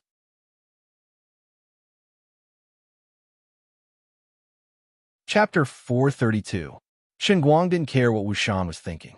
He still felt uneasy and continued. By the way, if the Weibo account of Almighty Superman is banned, I won't be able to publish it. Then, I'll have to do it myself. Wu Shan came back to his senses. He's still forcing me to express my opinion. Chen Guang looked straight at Wu Shan, waiting for his answer. After letting go of the many things that had been bothering him, Chen Guang also realized that he really had many ways to kill people without anyone knowing. Darts and fists were all insignificant skills. If he was really desperate, he would ask Lu Li to hypnotize the two of them so that they would jump from the balcony while sleepwalking and end their troubles once and for all. However, if that was the case, he couldn't let the two people's reputation be ruined. With Su Lijing's identity, he might be able to get a very high-standard grand funeral. He might even be able to give people the good name of a man who died doing his best. That would be too easy for him. This was not good enough, far from it. Okay, I will help you. Wu Shan sighed, slightly, and finally made a decision. If there's nothing else, can I go first? Lung Qin's physical condition is not very good. I have to send her to the hospital as soon as possible. Seeing that the negotiation was done, Chen Guang said and was about to leave. Wu Shan said, "Why don't you hand Lung Qin over to me? After all, she is an important witness." Chen Guang shook his head without a second thought. "Uncle Wu, you brought Xuelin here today, not the special forces. Let's not be so direct, shall we? If it wasn't for the fact that I have already recorded the video, I would have even brought this person with me." Chen Guang pointed at the middle-aged man lying on the ground and said. Wu Shan was stunned. He understood that Wu Shan didn't trust the people in his system. He was so angry that he laughed. "Aren't you slapping my face?" Wu Shan said with a straight face. Chen Guang asked, Uncle Wu, do you really think it's okay? Wu Shan didn't dare to answer him. Okay. Before he left, Wu Shan grabbed Chen Guang and asked him in a gossipy manner, is the thing between you and Jin Shirui true? Chen Guang shook his head like a rattle drum. There's no such thing. Although I knew them, the Chen that Jin Shirui mentioned wasn't me. I know that person too. Much more handsome than me. Wu Shan was confused. However, Chen Guang didn't wait for Wu Tong to react and immediately drove off. He was thinking in his heart, I'm not a fool. Who knows, the chief might be helping his daughter to gather information. If I admit it, how am I going to take advantage of Wu Tong in the future? Beating the tiger was beating the tiger. Showing off was showing off. But he couldn't let the hot tofu in his hands disappear. Looking at the shadow of Hui Tong whizzing away, Wu Shan stood at the top of Fengquan Mountain, confused by the wind. Are you insulting my IQ, brat? Jin Shirui's public information was so obvious. How could not be you? Are you trying to act like a pig with a green onion stuck in your nose? But Wu Shan also felt that it was a little strange. Who was Jin Shirui? Who was Chen Guang? They weren't even in the same world, right? Wait, if he really was that old man's grandson, it seemed that they were a good match. Wu Shan suddenly felt a chill in his heart. He always felt that his daughter Wu Tong had some feelings for Chen Guang, but she just didn't say it out loud. This is really bullshit. Wu Shan held it in for a long time and only managed to say this in his heart. He thought to himself, might as well transfer Wu Tong to Yanjing, but he also knew that it was unrealistic. If he could easily influence Wu Tong's decision, she wouldn't be sitting in the position of Wenxing Branch's deputy director. Wu Shan's head only had a headache. At this time, another person's head was also quite painful. Because Liuli was nagging in his heart, Dota, Qilin arm, darts, and special sports that can't be spoken of. Young man, you owe me 4 statues. You only have 2 months. Young man, do as you see fit. The consequences of lying to me are very serious. If I get angry, corpses will float for thousands of miles. Big sister, can we stop? I can't move anymore. This is not realistic at all, okay? Can we take our time to think about it? Chen Guang resisted in his heart, feeling remorseful and hateful. Just now, he spoke too quickly and didn't notice the trap in this woman's mouth. Now he was in big trouble. He finally completed his goal ahead of time and made 2 statues for her, a pencil and a piano.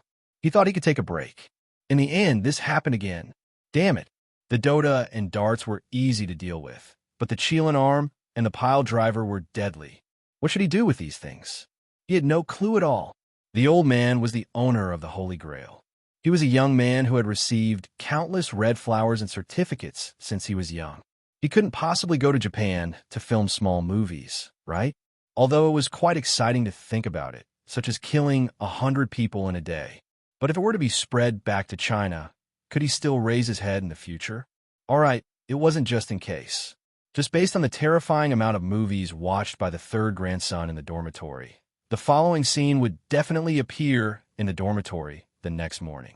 Bai Nyangzi sat in front of the computer happily, drooling as he stared at his monitor and shouted, "Everyone, come and see the god! The mysterious power from the east, the terrifying battle power that forbids the human world, the godly performance of the strongest man in history, 100 times in one night." Then, Xiao Linzi and Xiong'er gathered around, and in the end, their big face appeared on the computer. Damn, it was really a beautiful painting. Just thinking about it made me feel embarrassed. Luli only chuckled. I don't care. I don't care how you erected this god statue. I only care about the result, not the process. Is this how you treat your savior? Can't you be reasonable? Luli put on a straight face and said coldly, I am the God Emperor, the Emperor of the God Nation. My words carry enormous weight, and my words are the law. You are clearly the one who agreed to it. Now that you want to go back on your word, you're blaming it on me instead? What a drug dealer. Chen Guang was speechless. I actually have nothing to say. No, this really can't go on. I'll be done for. Chen Guang still tried to struggle, but the enemy was the God Emperor. If he said he was shameless, then he was shameless. He didn't reason with him and directly disappeared. Do I really have to wear a mask to act in an action movie? Should I wear a Calabash Brothers mask or a Wolverine mask? Damn it, I'm actually planning something like this. Stop. I can't afford to lose face like this. On this side, Chun Guang's sleepiness was still controllable. Although it was a headache to erect the Kirin arm and the pile driver statue, people always had to think of a solution. There was no solution now, but it didn't mean there would be no solution tomorrow or the day after. Far away in a villa area in the suburbs of Wujing City, Su Lijing's sleepiness was in a completely uncontrollable range. It had been 3 hours since Chun Guang uploaded that video. On the internet, this video was like a C4 bomb thrown into a pond, overturning the huge pond water and revealing all the black and stinky mud hidden under the water. The omnipotent Superman account, with tens of millions of fans, pushed this thing to more than 2 million fans at the first moment. This was not as simple as causing a heated discussion. It was simply explosive news. In the video, the middle-aged man personally admitted many crimes. It was so appalling that it was hard to count. People who saw this video for the first time felt like they were living in a dream and couldn't believe it at all. But after waiting for a whole hour, no one came forward to refute the rumor. This video was not quickly blocked as many people had guessed, but like a strong scar, it lived on the internet. When insiders of Xiong Corporation began to spread the news that their president Xiong had been arrested at home 10 minutes ago, and when more and more family members of the victims came forward to recall the past and connect the crimes that the middle-aged man admitted to one by one, the netizens exploded, Weibo exploded, and the whole internet exploded. In the end, Wang Ren couldn't escape from Wujing City and go abroad. Su Lijing made countless calls, but no one dared to answer. Half of Su Lijing's sky suddenly collapsed. He was as anxious as an ant on a hot pan. The collapse and destruction of Xiong Guoming would inevitably involve him. He simply couldn't understand why the people that Xiong Guoming sent out were all men of sacrifice. How could they so easily admit to these crimes that would undoubtedly lead to death? But after all, he didn't have too much time to worry about it. Like a headless fly running around at home for a long time, Su Lijing couldn't find a turning point.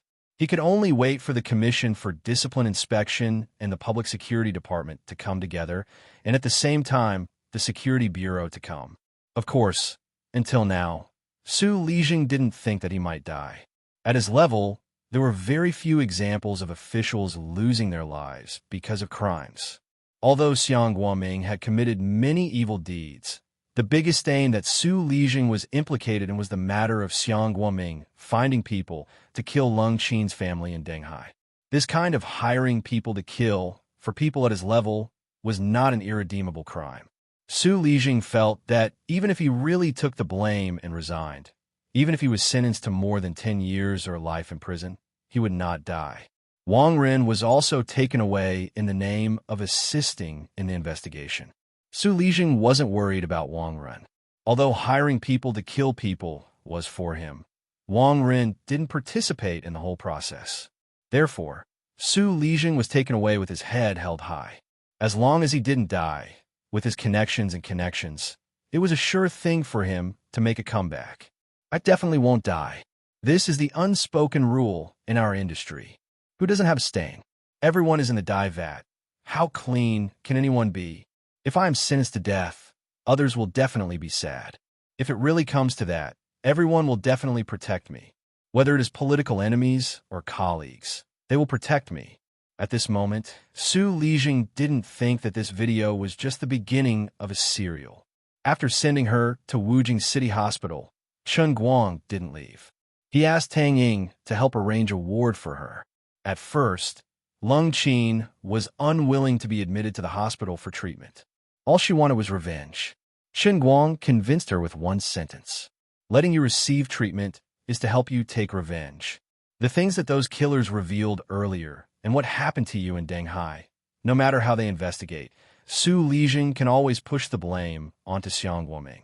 Even if I make this video as evidence, if you die, we still won't be able to do anything to Su Lijing and Wang Ren. Lung Qin immediately became obedient. She was not afraid of anything, but she was afraid of dying first and not being able to take revenge. After a while, Lung Qin finally settled down. Guoming went home first, and Chen Guang stayed by her bedside. He wanted to discuss the matter the next morning, but Lung Qin woke up in the middle of the night and shook his arm to wake him up. Chen Guang opened his eyes. "Miss Lung, do you want some water?" Lung Qin shook her head. "Have you uploaded my video online?" Chen Guang shook his head. "Not yet. When you wake up tomorrow morning, we will edit it together. Some parts might need to be censored. I have never seen it before. Can you show it to me?" Lung Qin said, trying hard to stay awake. "You're tuning in to the Dreamy Chapters YouTube channel. We're so grateful for your support, and don't forget to subscribe to join us on this incredible journey through captivating stories. Your generosity through donations truly makes a world of difference, as it's the primary source of revenue that allows me to expand and enhance this channel for you. Thank you from the bottom of my heart for being a part of this adventure.